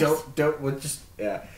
Anyway, so you're gonna get for the Sun Soul, you're gonna get Searing Sunburst at 11, the 11th level. That just sounds cool. Yes, you gain the ability to create an orb of light that erupts into a devastating explosion. Awesome. That just sounds cool. That's the first line. That's so It cool. is awesome. I want to use that. Soul bomb. Spirit bomb. Spirit bomb. There we go. Yeah. I believe that there's different translations. I was. As an action, you magically create an orb and hurl it at a point you choose within 150 feet. It's fireball. Fireball. Where it erupts into a sphere of radiant light, but a light ball. brief for a brief but deadly instant. Each creature within 20 feet, within a 20 feet radius sphere, must succeed on a Constitution saving throw, or take 2d6 radiant damage. A creature does not need to make the save if the creature is behind total cover that is opaque. Means can't see through it. Yeah. So if they're behind glass or something, Blinding light still. So it's literally just a goodness gracious holy fireballs. That is awesome. yeah, you can increase the fear's this Sphere. sphere, There we go. the fear's damage. I was waiting for a D at the end of that because like the pier's damaged and you're just like Fisherman Fred. You can increase the sphere's damage by spending key points. Each key point you spend to a maximum of 3 after the 2 increases by 2d6. So 2d6, 4, 6, 8. So it's literally just fireball but with radiant Yeah. damage. And It's it can awesome hurt you by fireball. blinding you, so it's not just the physical hit. It's a light bulb. Because basically fireball is 8d6 at level 3. Yep. Right. And then so let's look at this real quick, because you get more key points as you go up in levels, and it literally goes up. Okay, so it is literally at level 1 you don't get any. You're just starting. At level 2 you get 2, 3 you get 3, 4 you get 4. So at level 11 when you get that attack that ability, it's 11. You get 11 key points. Wow. So spending 5 key points, It's nothing. not really gonna Drop in hurt the you. bucket. You got 6 more. yeah, you're good. And you literally only need to take a 30-minute breather in order To get all of them All back. of them back. That's All of crazy. them. I didn't think... Especially if you get 11. I didn't realize that you get a key point per every level after 1. I remember like realizing that when I played Maddie, my character, in our game, but I just forgot. But yeah, every level. So at the 20th level, you get 20 of them. Jeez. That's crazy. And now as a monk, once you hit 20th level, when you start an encounter with no key points, you get 4 automatically. Wow. So You're taking a never. rest. You're never not. I mean, gonna at have 20th key level. points. So you're a master essentially. Yeah. The last ability you're gonna get, which is kind of cool sounding too, for the Sun Soul, is the Sun Shield. Okay. You become wreathed in a luminous magical aura. You shed bright light in a 30 feet radius and dim light for an additional 30 feet. Wow. You can extinguish or restore the light as a bonus action. So it doesn't cost you anything to do You can You're turn just it like- on and off. as a bonus action. So if you're just like in a cave and you're not in combat, I'm light. Light. There we go. It's casting light spell without having to have the light cantrip without Having to know the light having cantrip. Yeah. That's pretty good. But Comes in and handy. additionally, if a creature hits you with a melee attack while this light shines, you can use your reaction to deal radiant damage to that creature. It's an auto hit. Wow. The radiant damage is equal to 5 plus your wisdom modifier. Yeah. It's 8 damage. Now this is at level 11. I believe you're gonna at least have you're gonna have one at 8 and one at Yeah. one at 4 and one at 8. I mean, those So you're- those numbers can really change. They can change. And there's other ways if you take feats and such. But that's what you're going to get with the Sun Soul. On top of some of those really awesome abilities you just get from being a monk. That's pretty broken. Monks are broken. I mean, there's some really cool stuff with monks. They're really fun to play. If you're interested in monks, go look on this page or on RPG Enlightenment, because this will be posted in a couple of different places. Go look on RPG Enlightenment's YouTube channel, and I actually ran a all monk game. I'll put a link. You did. Yeah, I put a link. We did it kind of as like a promotion when we first got up, because I love monks, and the name of our channel is RPG Enlightenment. Enlightenment monk. We use a monk theme pretty heavy. I ran an all monk game. And I'll put a link to it in the description so that you can go check that out if you're interested. It was really fun. There's some really cool plot twists and stuff in there, if I do say so myself. But my players seem to really enjoy it. Yeah, go check that out. Maybe go check some other stuff out too while you're there. Post up this. Yeah, we'll post up some We'll post up Anita. yeah, if you want to use her. If you just want to use her, you think she sounds interesting, post up Anita. We'll post up a little bit of the backstory that we did out that I have in my scratch. And if you guys do play test her, let us know. Tell us what you thought. How did you use her? How did she end up? Did she die? Did she survive? Did you pepper in any more backstory to like the married or the child or anything like that? Just let us know what you did. Yeah, if you All the info. yeah, if you took her past 3rd level, to tell us how some of those abilities worked out. Oh yeah. I mean, there's some really cool things I think that you could do with Anita. Yeah, she sounds pretty cool. Look for some of our other videos. We plan on doing some more character creations like this. Next one's gonna be her, Yes. and we're gonna do it a little bit different in terms of order of Yeah. things, just to see how it might play out, because I had some personal thoughts about it. So Yeah. keep an eye out. And maybe either in the next couple of days or here soon, I might even make a character like this. Sit down with these guys, and hopefully we can actually get our home group kind of all together and maybe That'd be talk to fun. you about Yeah. some stuff. That'd be pretty fun. I think I would like to also start doing some updates. We just started a campaign that we're all really excited about. Yeah. Godkiller Chronicles. God Killer Chronicles. That's the one we were talking about. We used Xanathars really heavy to make our backstories and such. Besides us just choosing our race, our class, and our background. Yeah. Other than that, everything else came from the book. Yeah, and like he was mentioning earlier as we were going through the backgrounds, where you stop at a certain point, like with the war table where we stopped with Anita, we didn't do that with our actual characters because we're not smart. Where we actually used every single table to really push out. Well, because there's no. that was funner.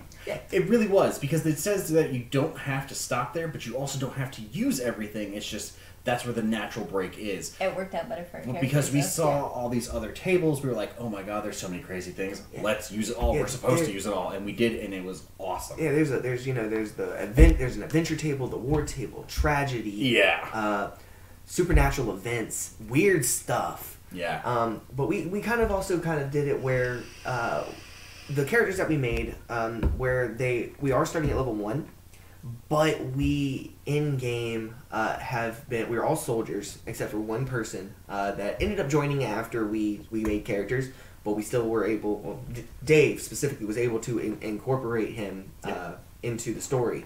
But we were all soldiers that had been together for a while, several years. Yeah. So we've been on some stuff. So we've seen some stuff. So we kind of fleshed some stuff out. I know one of the magical things that happened to me is one of the tables was I got teleported.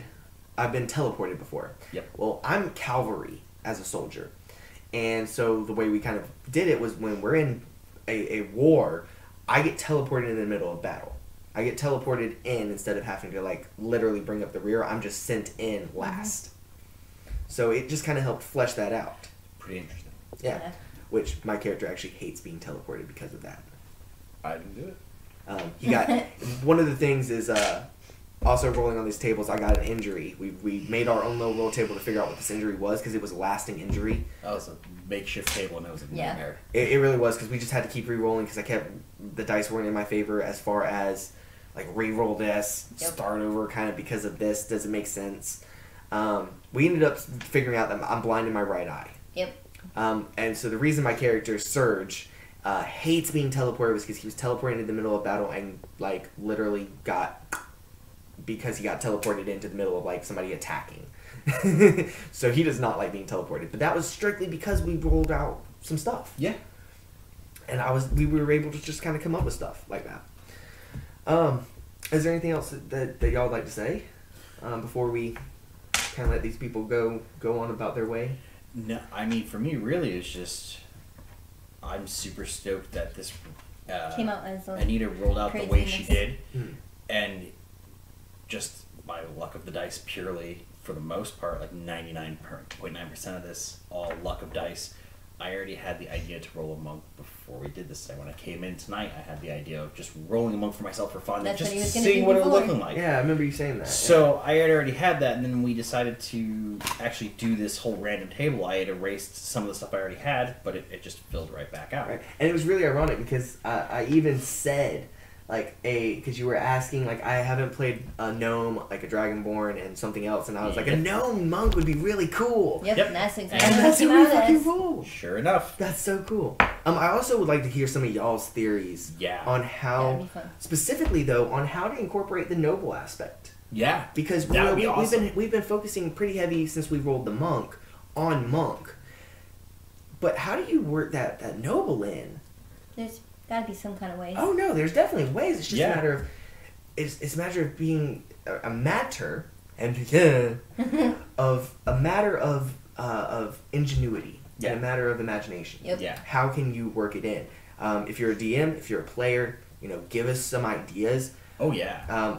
Like Dave said, we're gonna post this. I'll put a link or I'll figure out a way to be able to give y'all or image at least of the character sheet. Maybe even figure out a way that y'all might be able to print it out straight up. Some kind of PDF. Yeah, I could probably do a PDF of it. Yeah, I've got a couple PDF forms we can use. Okay, so we'll figure that out, and let us know how she plays, how you incorporated and kind of mixed the monk and the noble, because I think that's not something you see every day. No. Yeah.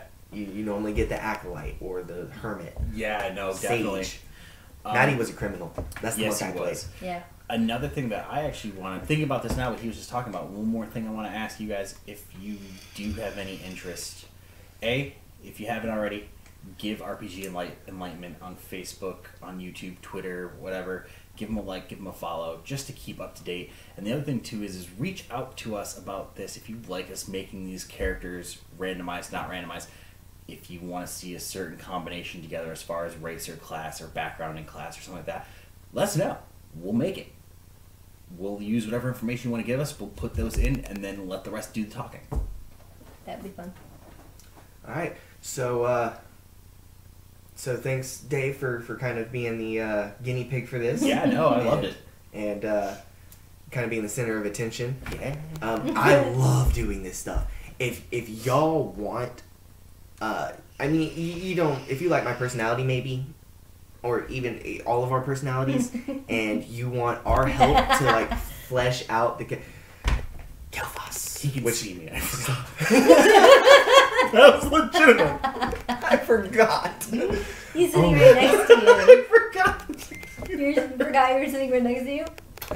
Well, Wow. But if you want any of our Fun. help using like Xanathars, maybe you don't have Xanathars yet, or you don't have the cash or the money for it. It's cool. We are more than happy to sit down with you and like flesh out a character, completely random roll a character just like this, or maybe you have an idea and you just want to flesh them out. Let us know.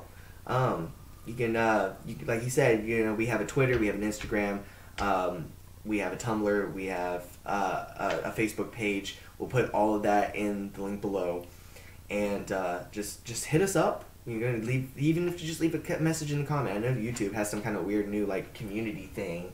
I saw Does it? that, but I don't have a lot of information on it. Yeah, I'm like I said, I'm not technologically inclined, so. But yeah, let us know. We'll sit down. We love people. We like doing this. Yeah, D&D it's fun. D&D is our stuff, man. So thanks, Crystal, for helping us out. You're welcome. We're gonna get to you next, and My turn to just make jabs. Yep. and so thank you for watching and tuning in and stuff. Until next time, May the dice be in your favor. may you always seek enlightenment. Thanks, everybody.